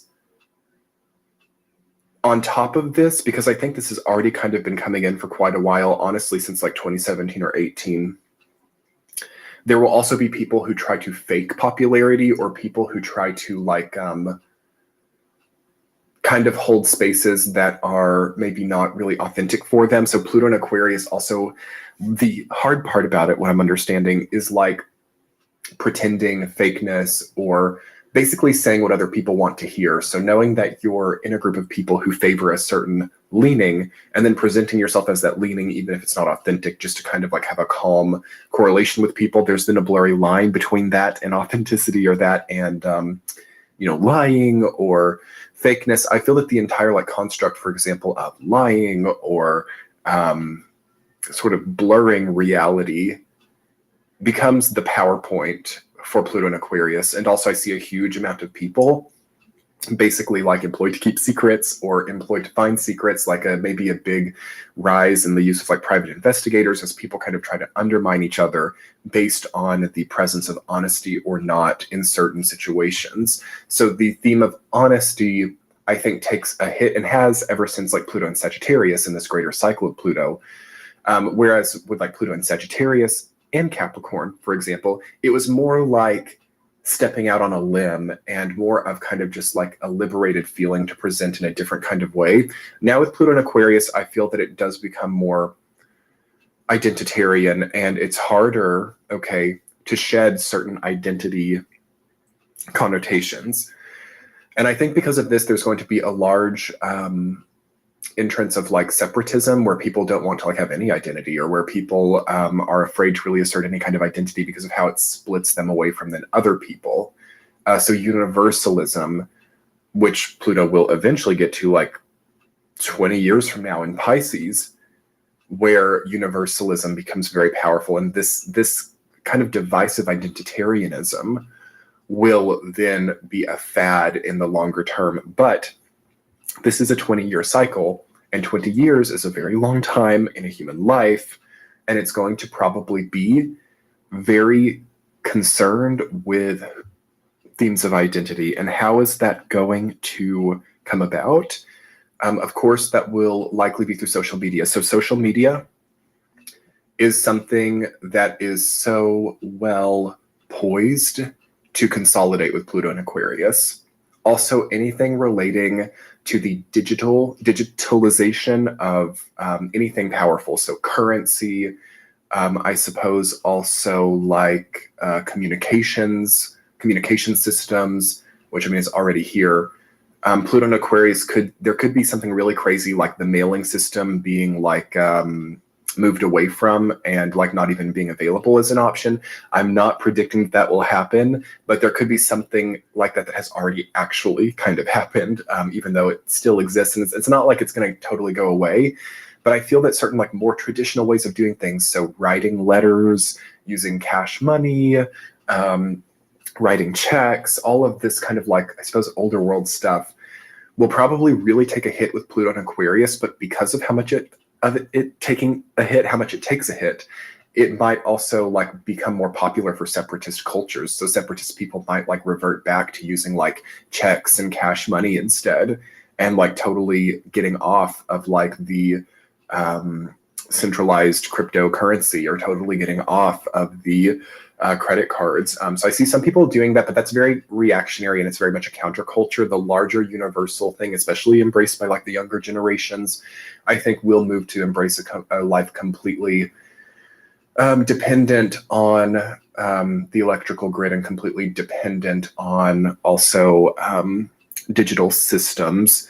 That's where the power will move with Aquarius, but it's not just those things. I see it to be more of like a psychological shift at the collective level. So it's not about like preferring certain systems over other ones. It's kind of like getting more distance from the ancestral grid, or getting more distance from family traumas as well. So Pluto and Aquarius, one of the negative capacities for this transit is like forgetting who the ancestors were, or basically completely manufacturing an identity instead of that coming naturally. So through certain uses of like digital lives that revolve around the smartphone, lives that revolve around the computer, it is hard to explain, but it starts to dissolve more, I suppose, old-fashioned at this point, or more historical ways of connecting to one's own version of selfhood. So that means that we're looking for our identities in these smartphones instead of in the mirror, in the location that we're at, in the history books, in the anything. So I feel that one of the important offsettings for Pluto and Aquarius is spending time with the ancestors. You're very lucky. For example, if your grandparents are still living, try to listen to their stories. For example, like recording the stories of your ancestors, of your grandparents, even just your parents, is really good during this transit, because that kind of honors both things, like creating a digital record and like saving or being able to have your own archives and histories feels important for this transit, because Pluto and Aquarius can actually destroy all of the histories of like certain people's ancestral grids. And it's not even purposeful. It's not even direct. It's literally just like, because of how much time we're spending on social media and playing video games, the stories just aren't listened to. They aren't heard. They aren't remembered. And time has passed. And all of a sudden those stories aren't available to us anymore. It's not direct. It's not like people directly coming out and preventing people from being able to understand themselves or their histories. It's much more subtle than that. And it is at the choice of the individual to do it to themselves. So this is depending on how one views the world, this is the more sinister aspect of Pluto and Aquarius, is nothing is actually being done to pretty much anyone. That's not everywhere. This is very geographic. Like, yes, there are certain areas where like war is happening, for example, where this does not apply. But in areas, for example, of quote unquote peace, this is something that people can only do to themselves. And that is very, I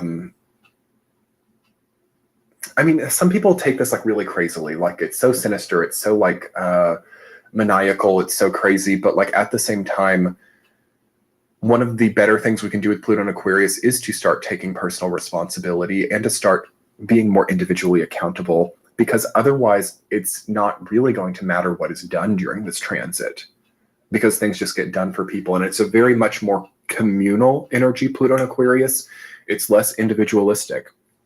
But because of that, if someone is like geared towards individualism, they can actually thrive more and have more available to them. But it comes only at the behest of someone really pushing that from within and really choosing that. So choices, Pluto and Aquarius, have very, I was going to say austere, but I'm just going to say like severe. It's very severe outcomes. Pluto and Capricorn and Sagittarius both were different here because the outcome might have all kind of just been based on more of a status quo societal element. So like somewhat predetermined outcomes or somewhat like secure feeling predicaments for people, like understanding that, okay, if I go to the university and if I get a degree, maybe there's like a job that's like a little bit better paying. And then if I don't get the degree, maybe it's just a little bit less of a good paying job. But you already see how over the last few years, this has already changed. And it's like there are exceptions. So the energy has already been coming in. But it's just harder with Pluto and Aquarius to have these give-ins. Like if I do XYZ, I will get XYZ. That is going to be difficult. So like long-term planners, long-term strategists with Pluto and Aquarius, it's kind of a crapshoot, honestly. I don't like to use words like that, but that's really the only thing that comes to my mind. Not for everyone, especially if you've come in at the last bit of Pluto and Capricorn and really consolidated yourself, then you can like have that working for you for forever, pretty much. But moving forward and moving especially into like the late 20s and early 30s, okay, we want to kind of already have a foundation set by then and then allow for some of the positives of this transit, which include like great surprises and unexpected benefits, unexpected correlations, unexpected people, unexpected teams, and like-mindedness can be a great thing about this Pluto and Aquarius.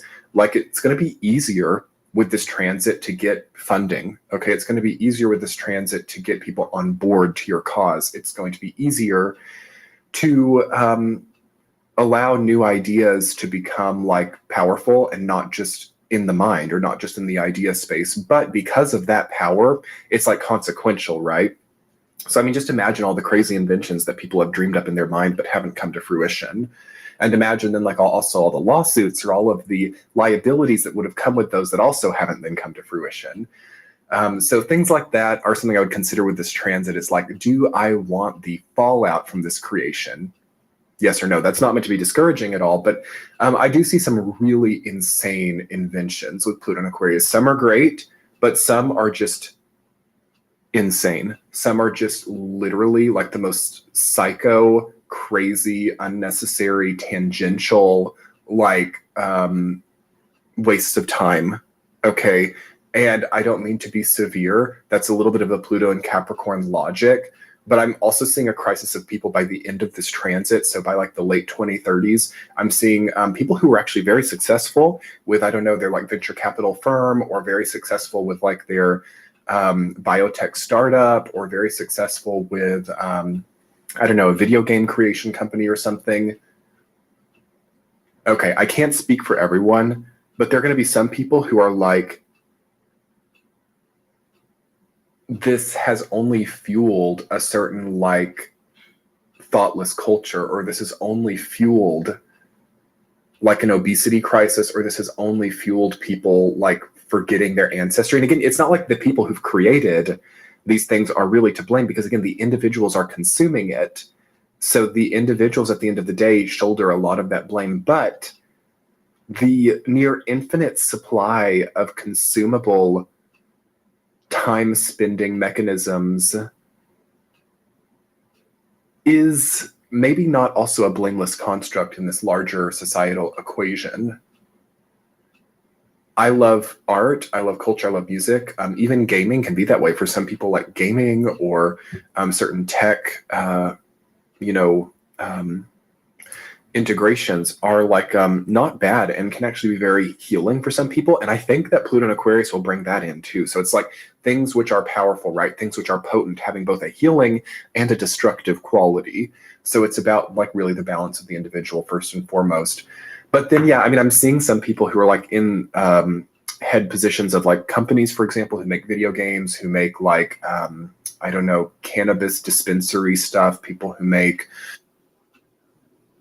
Hello, Capricorn. Welcome to your reading. This is going to be a general love message. We're going to see how this person's thinking and feeling, their next actions towards you, their intentions, and the potential outcome.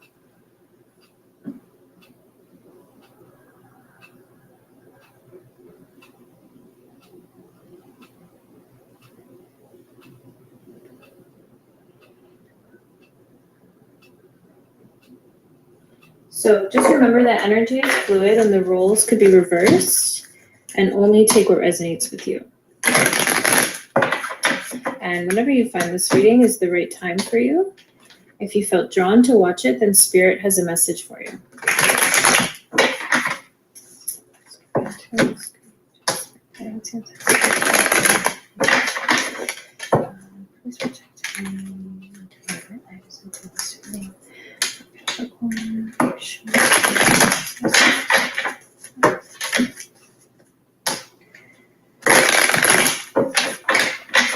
Okay, so if you are coming back, welcome back.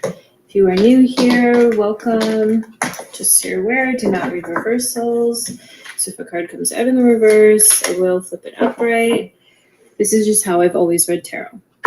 Just so you're aware. And Capricorn, I do apologize that the reading has taken some time to come out. Just being completely open and honest, I was in an accident over the weekend. Everyone is safe, and just looking back, I know that my guardian angels were 1000% present based on what happened. So I'm very, very grateful for that. But I've just been taking the last few days to rest and reflect and just get some things in order. So I am very grateful for your patience. So thank you.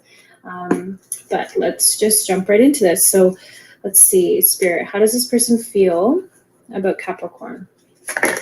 Oh, by the way. Okay, we do have the Strength card. We'll be dealing with a Leo.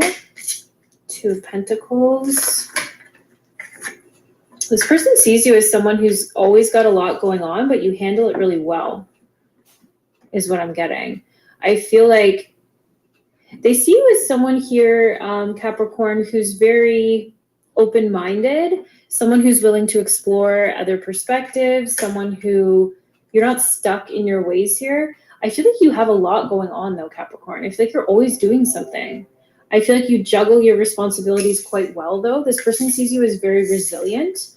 They're very curious about you with this Page of Swords as well. Like this is someone who wants to know who you are and how you got to be the way that you are. Tell me about that page. King of Pentacles. Wow. I'm getting 2 things here, Capricorn. I feel like this person sees you as someone who's very self-sufficient, very hardworking. You've come a long way, but also this person is, and they might not even tell you this right away, but they're also, I feel like this person's very well off. And I feel like they work really, really hard to, and they have to get to where they are.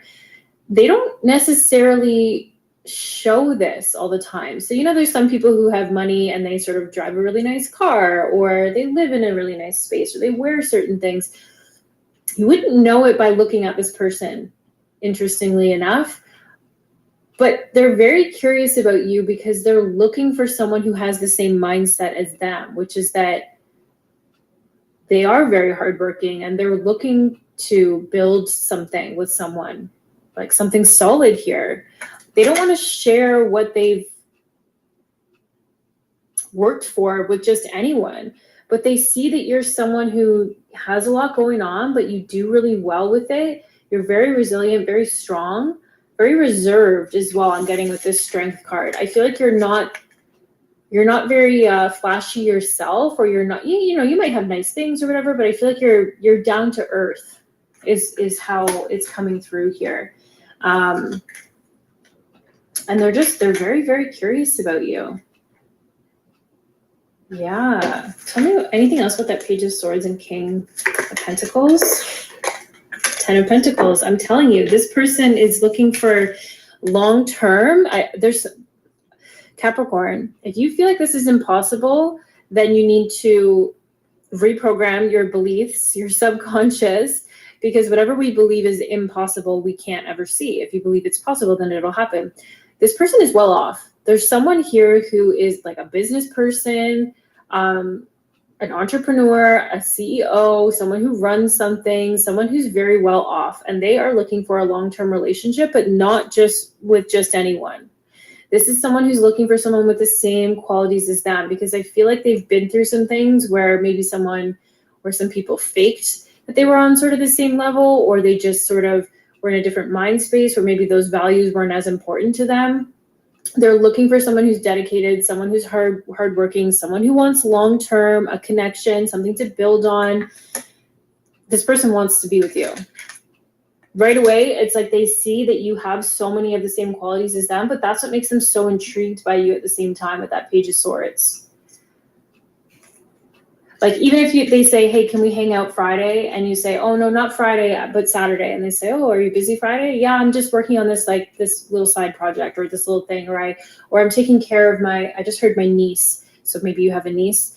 Or I'm doing this thing for that friend, or they really admire that you kind of always have some things going on, because this person is like that. The King of Pentacles is someone who has like built an empire. This is someone who, their eggs aren't all in one basket, especially when it comes to work and career or like hobbies or things they like to do. This person likes to explore, I feel like, and they're looking for someone to share that with. And I feel like the 10 of Pentacles is just confirmation of that. This person they can see long-term with you here, Capricorn. So if you're sitting there like, there's no one in my life, there's no way someone like that is going to come along, then like I said, there's the subconscious belief system might be that you feel like you don't deserve it, or that it's impossible, but it's coming out for a reason. So something to think about. But yeah, so it definitely could be an earth sign coming in, Taurus, Virgo, Capricorn, like yourself, or a Leo. But let's see their actions towards you in the next 2 to 4 weeks. Could be a little less, could be a little more. What actions? The Wheel of Fortune, divine timing here, Capricorn. 4 of Swords, the Devil, Capricorn energy. Tell me about the Devil, because I feel like this is a fear. A High Priestess, yeah. 6 of Cups.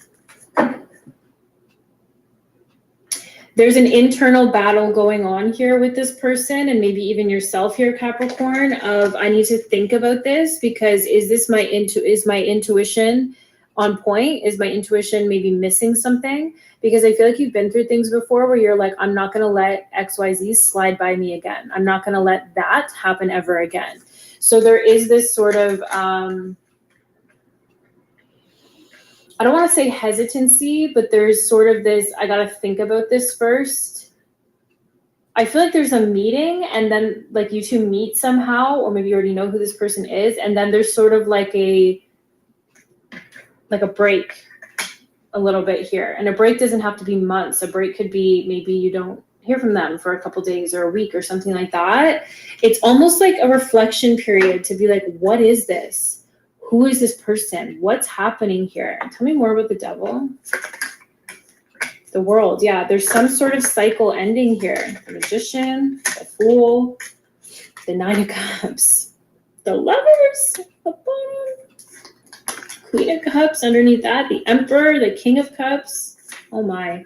Okay, there's some sort of cycle ending here. If it's been a rough time and Virgo got a similar sort of energy a little bit, if it's been a rough time for you here, Capricorn, that's coming to an end here.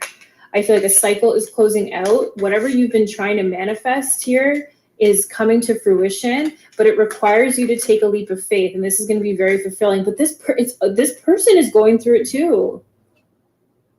Yeah, check out the Virgo reading if you have Virgo in your chart or you're dealing with a Virgo, because there was a similar sort of storyline coming through there. But you've manifested this, or you deserve this. You've overcome. But I feel like there's like a meeting and then you don't talk for a little bit. And there's a lot of reflection in that period. I'm going to pull on that Four of Swords. I won't be surprised if like the Two of Cups or something comes out for that. But there's a lot of potential happiness here. This is like wish fulfillment. I feel like you both feel it. It's like on an intuitive level here. You both are just like, wait a second, this is deeper. There's something more going on here. But the Devil is like, can be a fear. And that's what it feels like to me. It feels like I need to think about this first. It feels like I can't just go for it. I can't just go into this blindly, especially because you are dealing with a lot right now. You have so much on your plate. You're doing a lot of things. And you're like, to let someone into my routine and my life would be a big deal. But also, like, I feel there's things that have happened before that make you weary and make this person, I honestly feel like it's both of you. But this cycle is coming to an end. So I feel like there is this brief period of like, I don't know if I can trust this person. I don't know if I want to do this. And then that sort of, I can't tell you how long it's going to be, but it just feels like then this person takes a leap of faith. Lots of Aries energy coming out, Pisces, Capricorn, Taurus, Virgo, Leo. But if you don't hear their sign, it doesn't mean they're not here. Tell me about the Fool. They're coming towards you. The Chariot, Cancer energy. This person could even travel to come see you. So you could meet this person online, and then you start talking maybe. There's like that spark, that interest, and then maybe there's like a brief period where you don't really connect anymore. You're not really talking, and then I feel like this person comes towards you. They just take a leap of faith. They just go for it. And it makes them very happy that they did.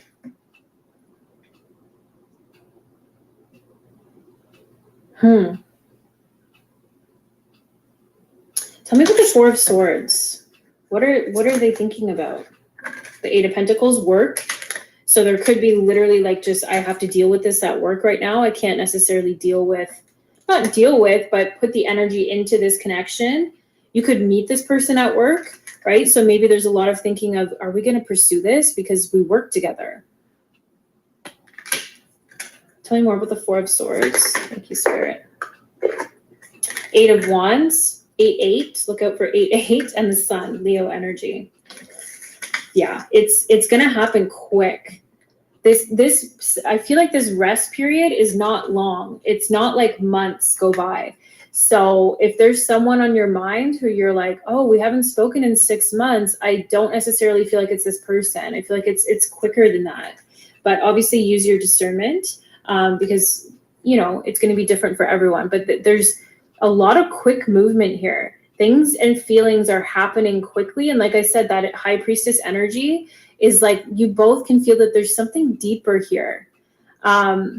You both make each other really happy. I feel like when you're texting this person or when you're talking to them or you're FaceTiming them or you're hanging out with them, there's a lot of laughter. There's a lot of lighthearted energy. There's a lot of like feeling like free and like you can just say and do authentically what is you. And this person feels it too. Like I said, it's like happily, I wanted to say happily ever after. That's usually the 10 of Cups, but it's just like this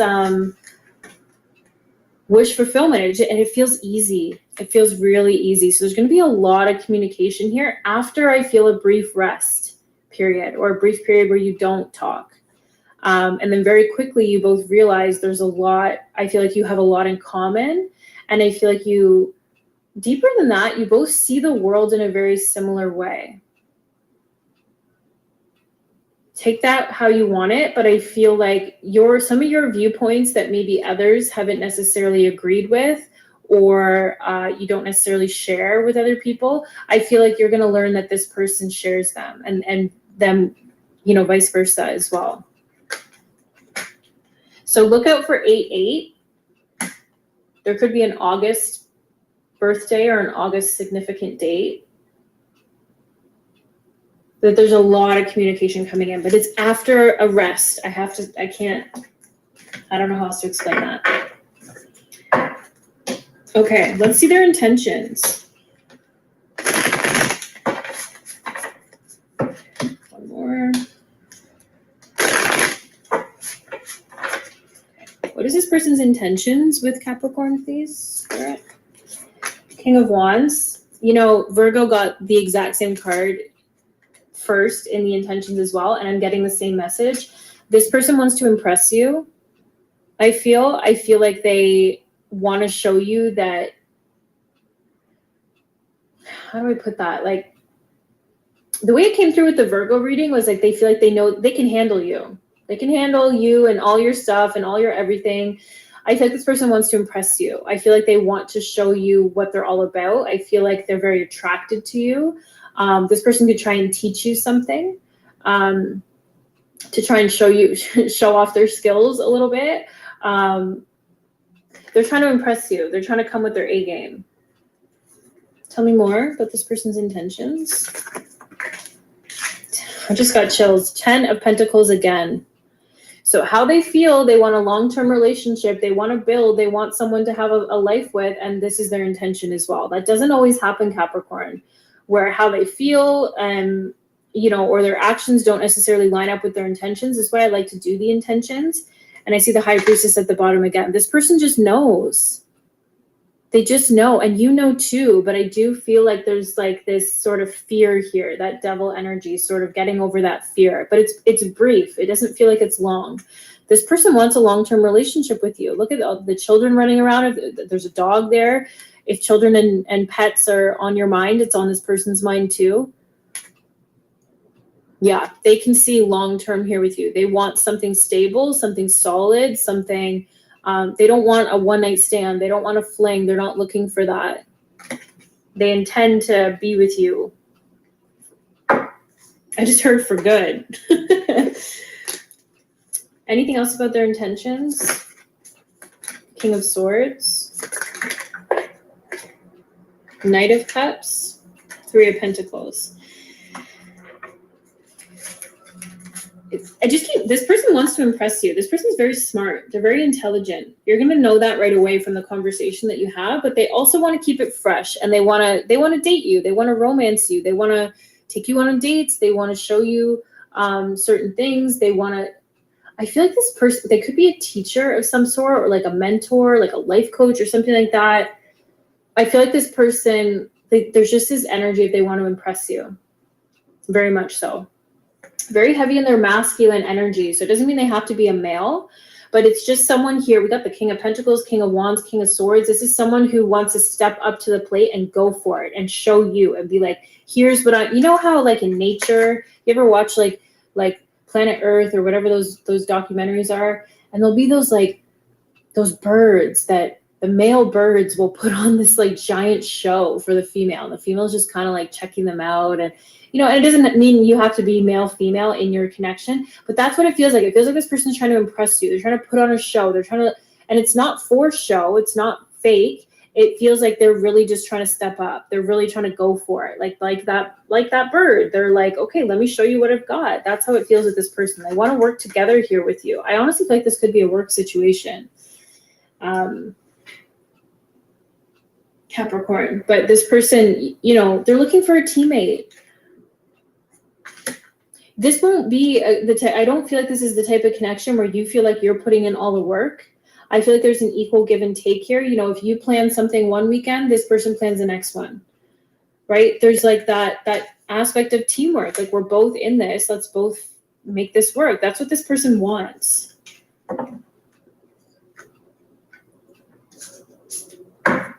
What's the potential outcome between Capricorn and this person?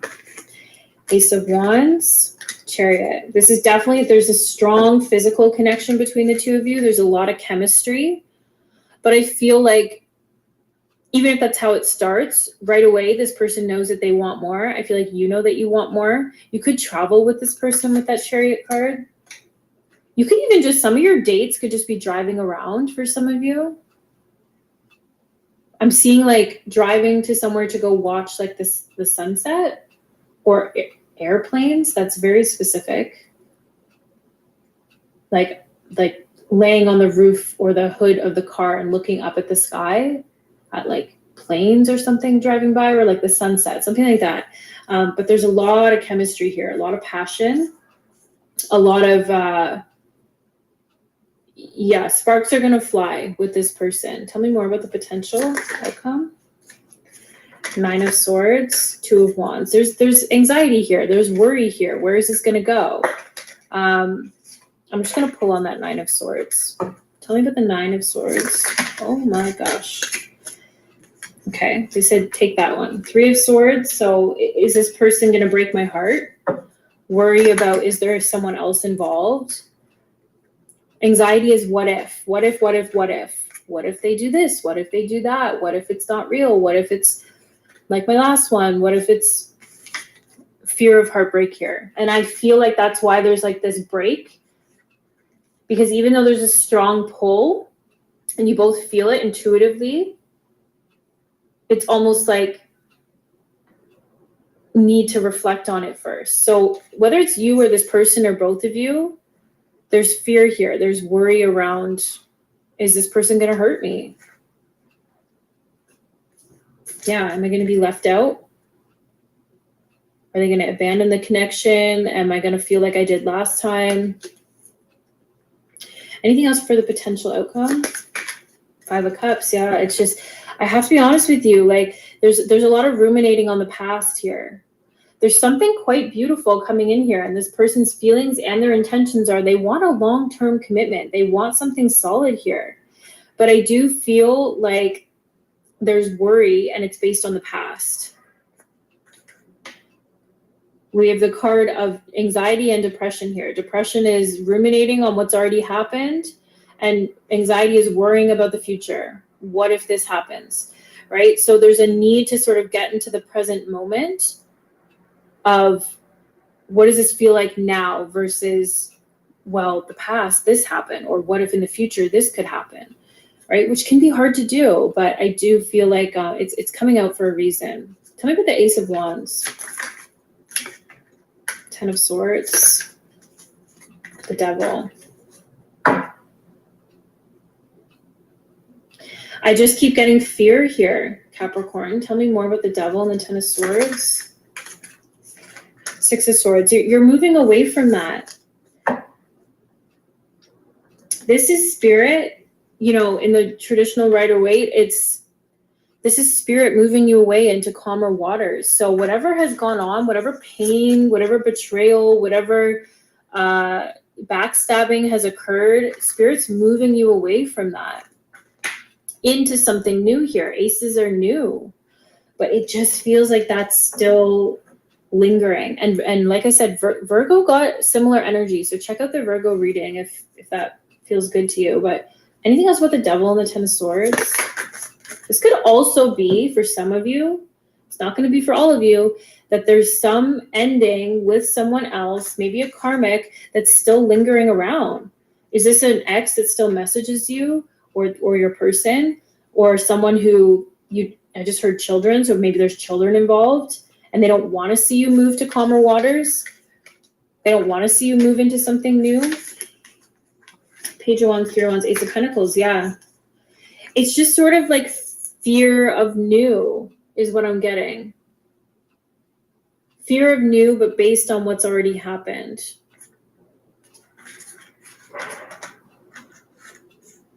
It's almost like I'm getting like 7 of Wands energy, like almost not wanting to bring it past like the flirtatious stage, because it's like I don't want to go past that, but it's out of fear.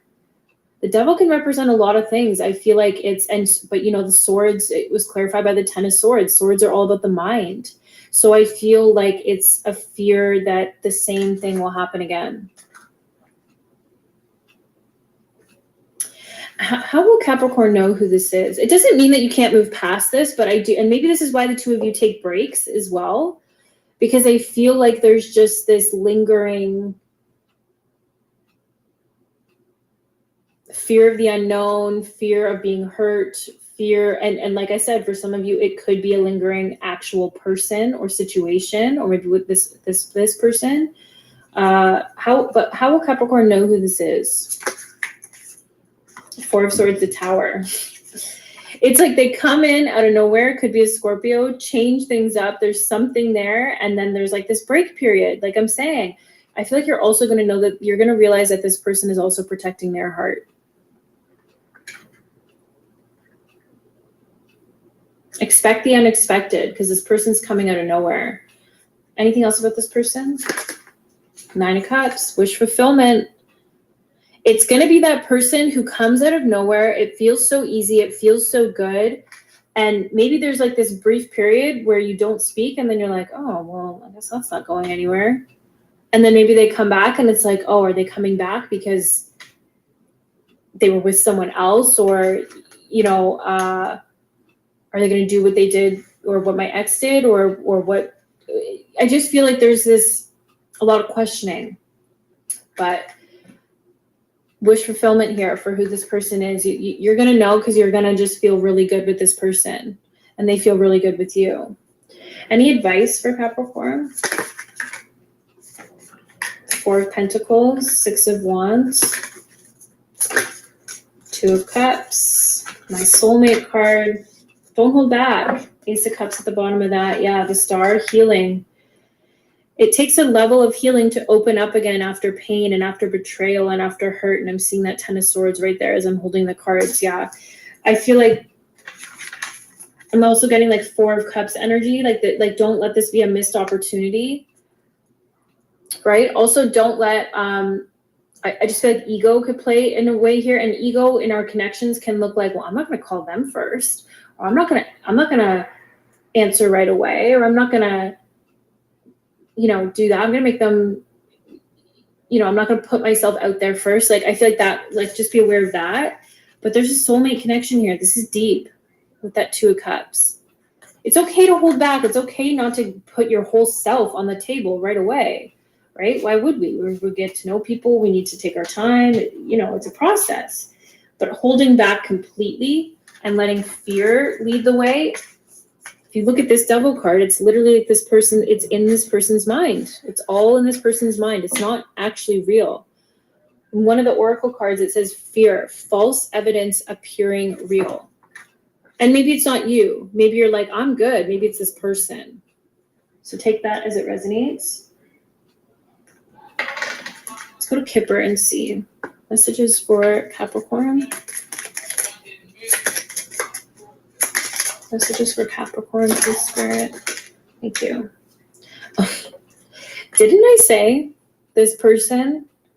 You got the King of Pentacles and now wealthy man coming out. This is someone who has money. Doesn't mean they have to be a man. Maybe you're the one with money. And so you're worried, is this person going to use me? Because I've been used before for that, right? I feel like this person could fear that. But there's wealth here. That's for sure. If that's not confirmation, I don't know what is. We got high honor, and then we got sudden wealth. So this person could be just very high up in what they do. Maybe that's you. Take it as it resonates. Oh, this doesn't always come out. Engagement ring, higher commitment, eternity, partnership and union, completion.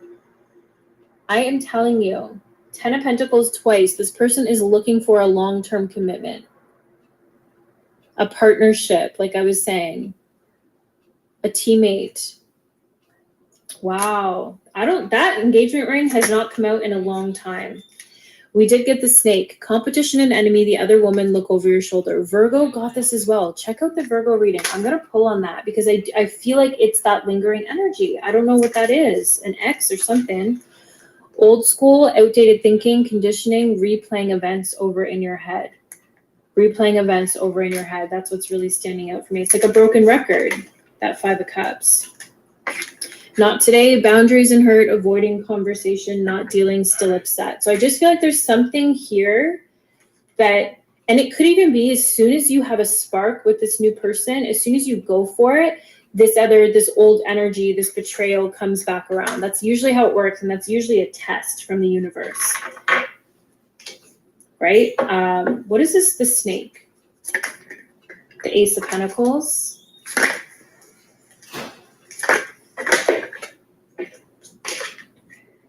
The Knight of Cups. The Page of Wands. Tell me more about the snake. I was just about to say, I feel like this is two people. Yeah, and I see Judgment at the bottom there. I feel like this is two people, one of them coming in for another chance that are doing the same thing. They're offering you the same thing here.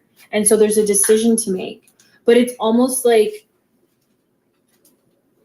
you know, like the little devil on your shoulder and the little angel on your shoulder.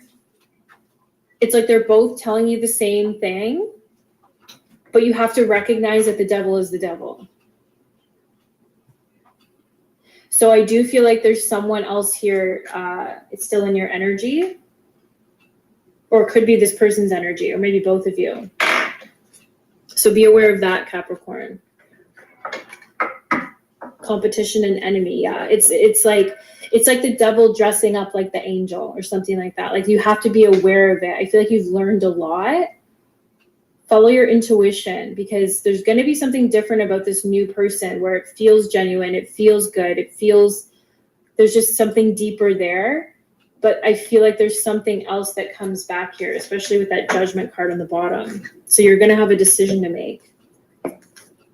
And right now it might be like easy peasy. I'll choose the new. I'll choose the angel that's talking to me. No problem. But when the devil is dressed up like the angel and talks like the angel and looks like the angel, it can be hard sometimes. But there's gonna be, you're gonna know. Your intuition is gonna know. So just be aware of that. That's never come through in a reading before, Capricorn, which is very interesting. We have fear. I realize that I am testing my resolve to live in the energy of love. So like I said, that fear was coming through really strong. I realize that I am testing my resolve to live in the energy of love. I'm not going to read it in the reading, but I'm going to type down below in the description the message from that book in there, because I feel like I need to. My phone is going to die, Capricorn, and I don't want it to die before I get your reading done, so that's why I'm not going to read it, but I'll type it in the description below. And then we have change. I understand that nothing can grow or evolve without movement. So it could even be that there's a fear of change here, but change is happening regardless. With that Wheel of Fortune, the lucky wheel, things are happening here. The only constant in life is change, right? So it's happening, but I do feel like there's some sun, moon, and stars. Greetings, suns and moons, and of course I have to welcome back all my stars. If you're new to the channel, welcome to the mothership. I do appreciate all of you for your likes, your donations, your shares, the confirmations you send me through email, the positive energy you show me, the positive energy you show yourself, and overall the positive way you show up in the planet. Now, with that being said, let's get in there like a swimwear. Before I move on, we're talking about releasing judgment of yourself, of others, of the things that you see around you, right? But I feel like I'm picking up on third-party energy in the sense that somebody felt like they had an alliance with someone that was operating out of a dark space. That's what I feel, right? And so we got softly, the tender touch. This is somebody that was very critical of you. You were critical of this person. Take it how it resonates, okay? This is somebody that pops off without really thinking here. There may have also been some sort of disagreement amongst, I'm hearing siblings, but I'm feeling like a group circle or something like that. Somebody is in a shadow place right now. That's what I'm picking up. This is past, present, or future energies. Parts may resonate with you, parts may not. Take what's for you and leave the rest. This could be someone in your environment, someone thinking of you, you're thinking of them. An ex, a coworker, passed over loved one. You may or may not know these individuals. Any and all information that you need about me or regarding this reading shall be in the description box below, including a link where you can copy and paste that in your browser and receive a free birth chart from a reputable site. No affiliation to me. All right. I want to welcome back all my viewers, my supporters, especially my members, those of you that have prayed for me, those of you that continuously view me. Okay. I'm hearing something though. Those of you that are non-judgmental. Okay. I'm not telling you to be non-judgmental. I'm just telling you to be a critical thinker. Okay. Be mindful of scammers are scamming. I will not reach out to you. I will not solicit you for my services. Now, with that being said, let's get in there like a swimwear. We got Be the Hunter, Not the Hunted. Didn't that pop up? Well, the energy of that popped up, okay? And the crows started crowing as soon as I turned on the camera. The energy of Be the Hunter, Not the Hunted came out in a few readings ago. So these all may resonate, okay? For some of you, you have been entertaining a different point of view, okay? You may be seeing something with fresh eyes, with a fresh perspective is also what I'm getting. You're attracting your opposite, but I feel like for some of you, it's because you're leveling up. And what I mean by that is you are starting to see something differently.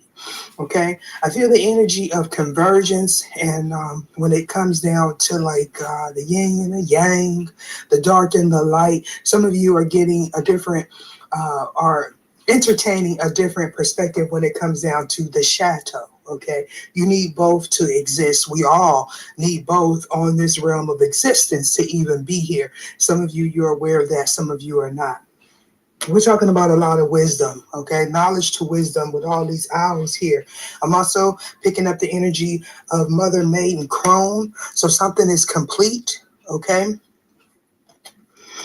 You did some healing, okay? This is whether if you're male or female, I feel like you healed the feminine aspect of yourself, right? That's that yin and that yang energy. But this could also speak about healing when it comes down to family, especially with the Cancer card being here. We have this energy is emotional, sensitive, caring, and loving.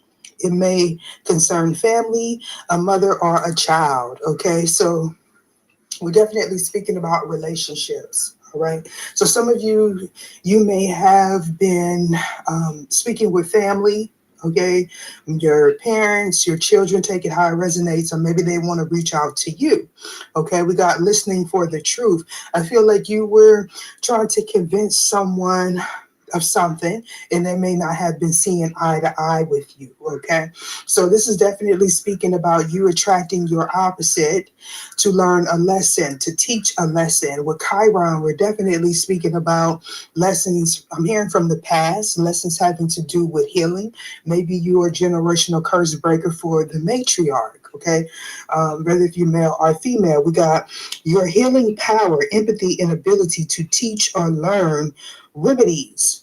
So some of you, you are studying some occult sciences, okay, alchemist. You could also be an herbalist.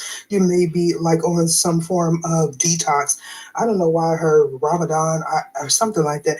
I don't know, that may be significant. Some of you, you may be fasting, okay. That fasting could have something to do with detoxing negative energy as far as people and environment and substances, okay? We got a lot of mothering, nurturing type of energy, regardless if you are male or female. I believe the last time I used this deck here, this card came out, bring it into form, okay? So obviously, a lot of us are in unpredictable weather after the storm. So we're definitely speaking about someone realizing that they have all the tools that they need to manifest. But not only that, it's just telling me outside of the obvious, right, that you may be in a place where there is chaotic weather, a natural disaster, a storm, or something like that, okay? So I feel like your opposite, okay, or the person that is in the midst of learning a lesson, maybe going through a storm, okay? But this is too forms of wisdom and two different perspectives. But I do feel like, I don't know, I'm hearing mother, grandmother could be significant with Chiron and healing. This could also be a father and a son dynamic. I look at this card here, and Sagittarius is sticking out for some reason. I don't know. Maybe you said, I forgot the name, what this thing is called here. All right. So this is speaking about family, whether if it's your children having to do with you, or maybe even a neighbor or people that you work with. Okay, you may be a lending ear for someone. Seashells could be significant. Maybe you were at the ocean, okay, or maybe somebody's picking up on some telepathic communication. Okay.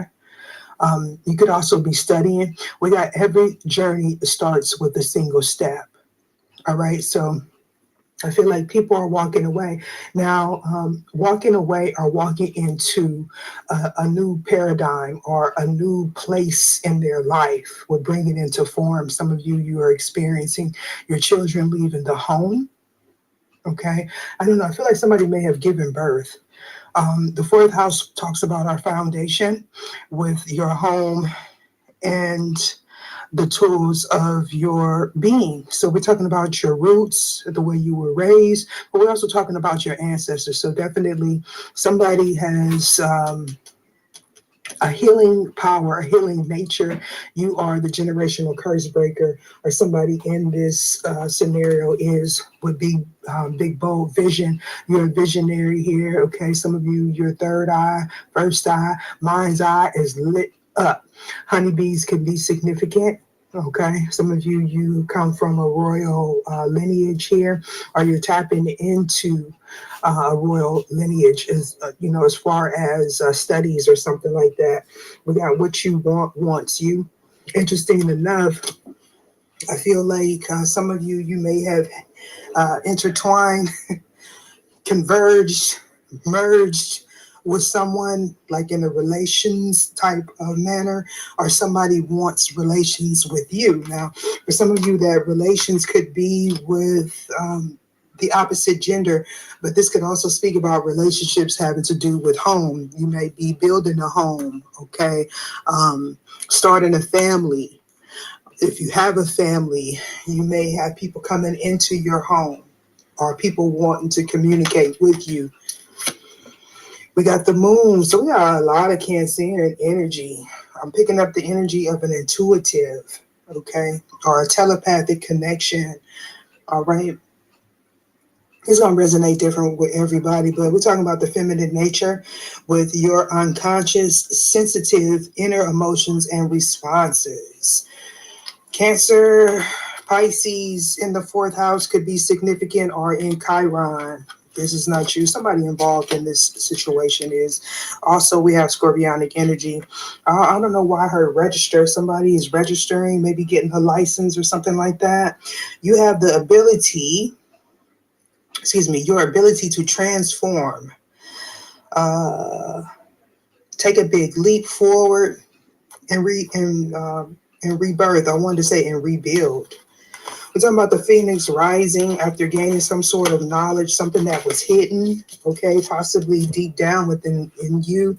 Maybe you are realizing a gift that you didn't know you had.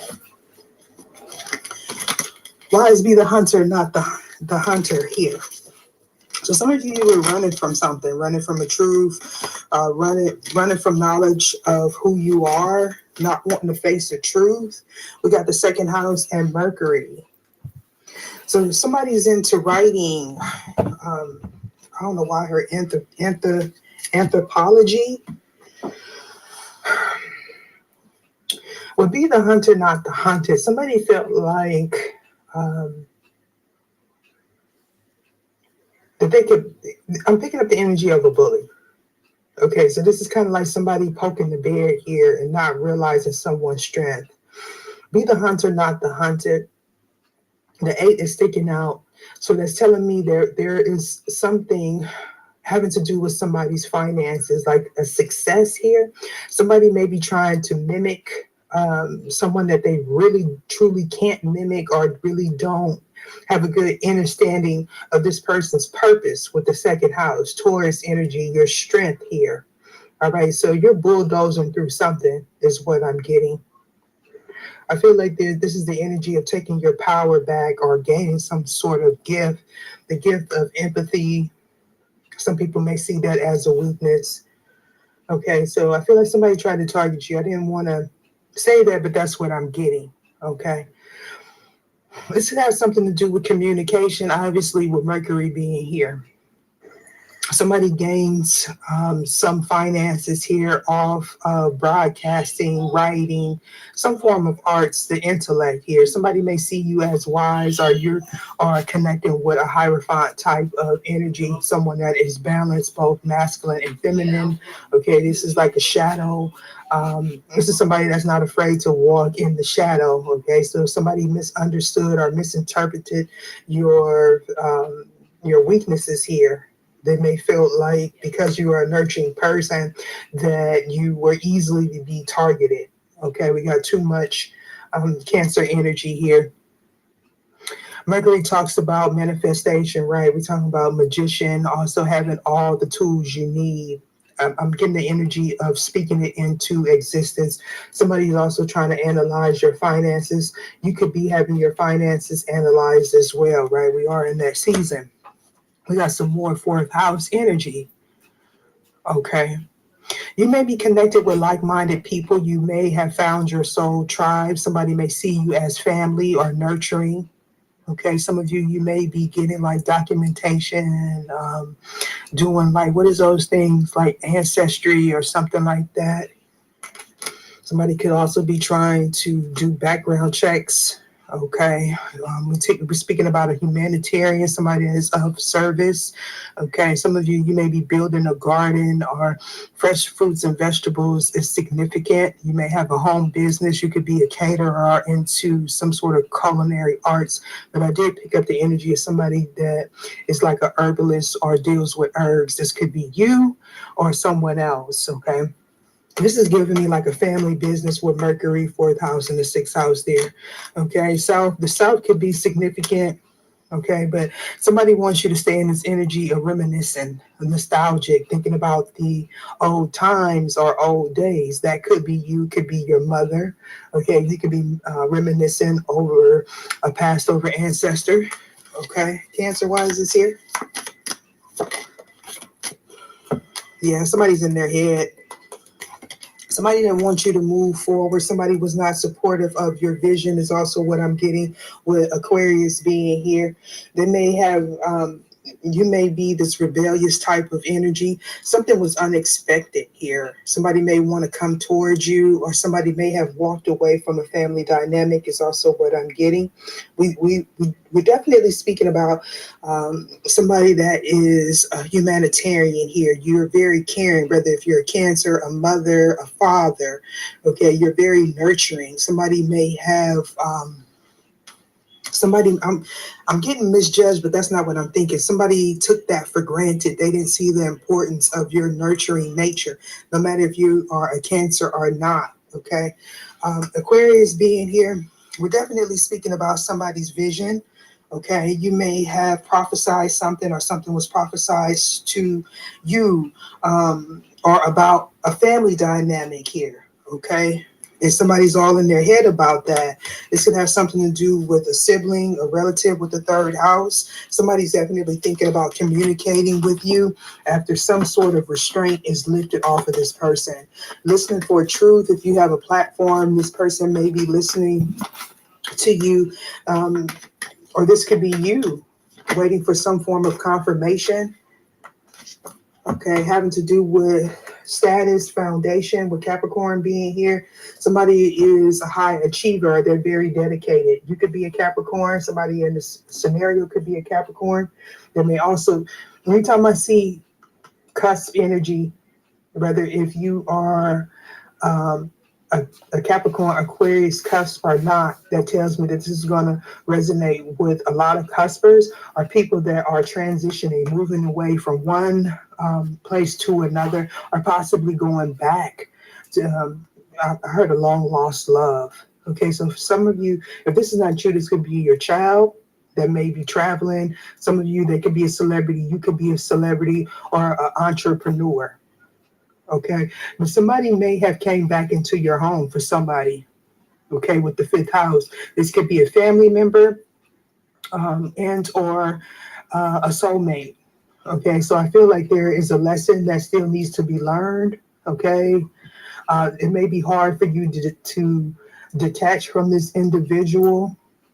You may not feel like you need to. Some of you don't. Okay, so I feel the energy of going back and forth, especially if this is a mother and a child situation. Okay, but it could also be a soulmate. All right, with the 5th house being here. This could be you going back to something that you left behind. You may be gaining occult knowledge here or looking at things from a fresh perspective. I feel like some of you may have paid. You paid out something here. This could have something to do with your finances, obviously with the 2nd house. Okay, so yeah.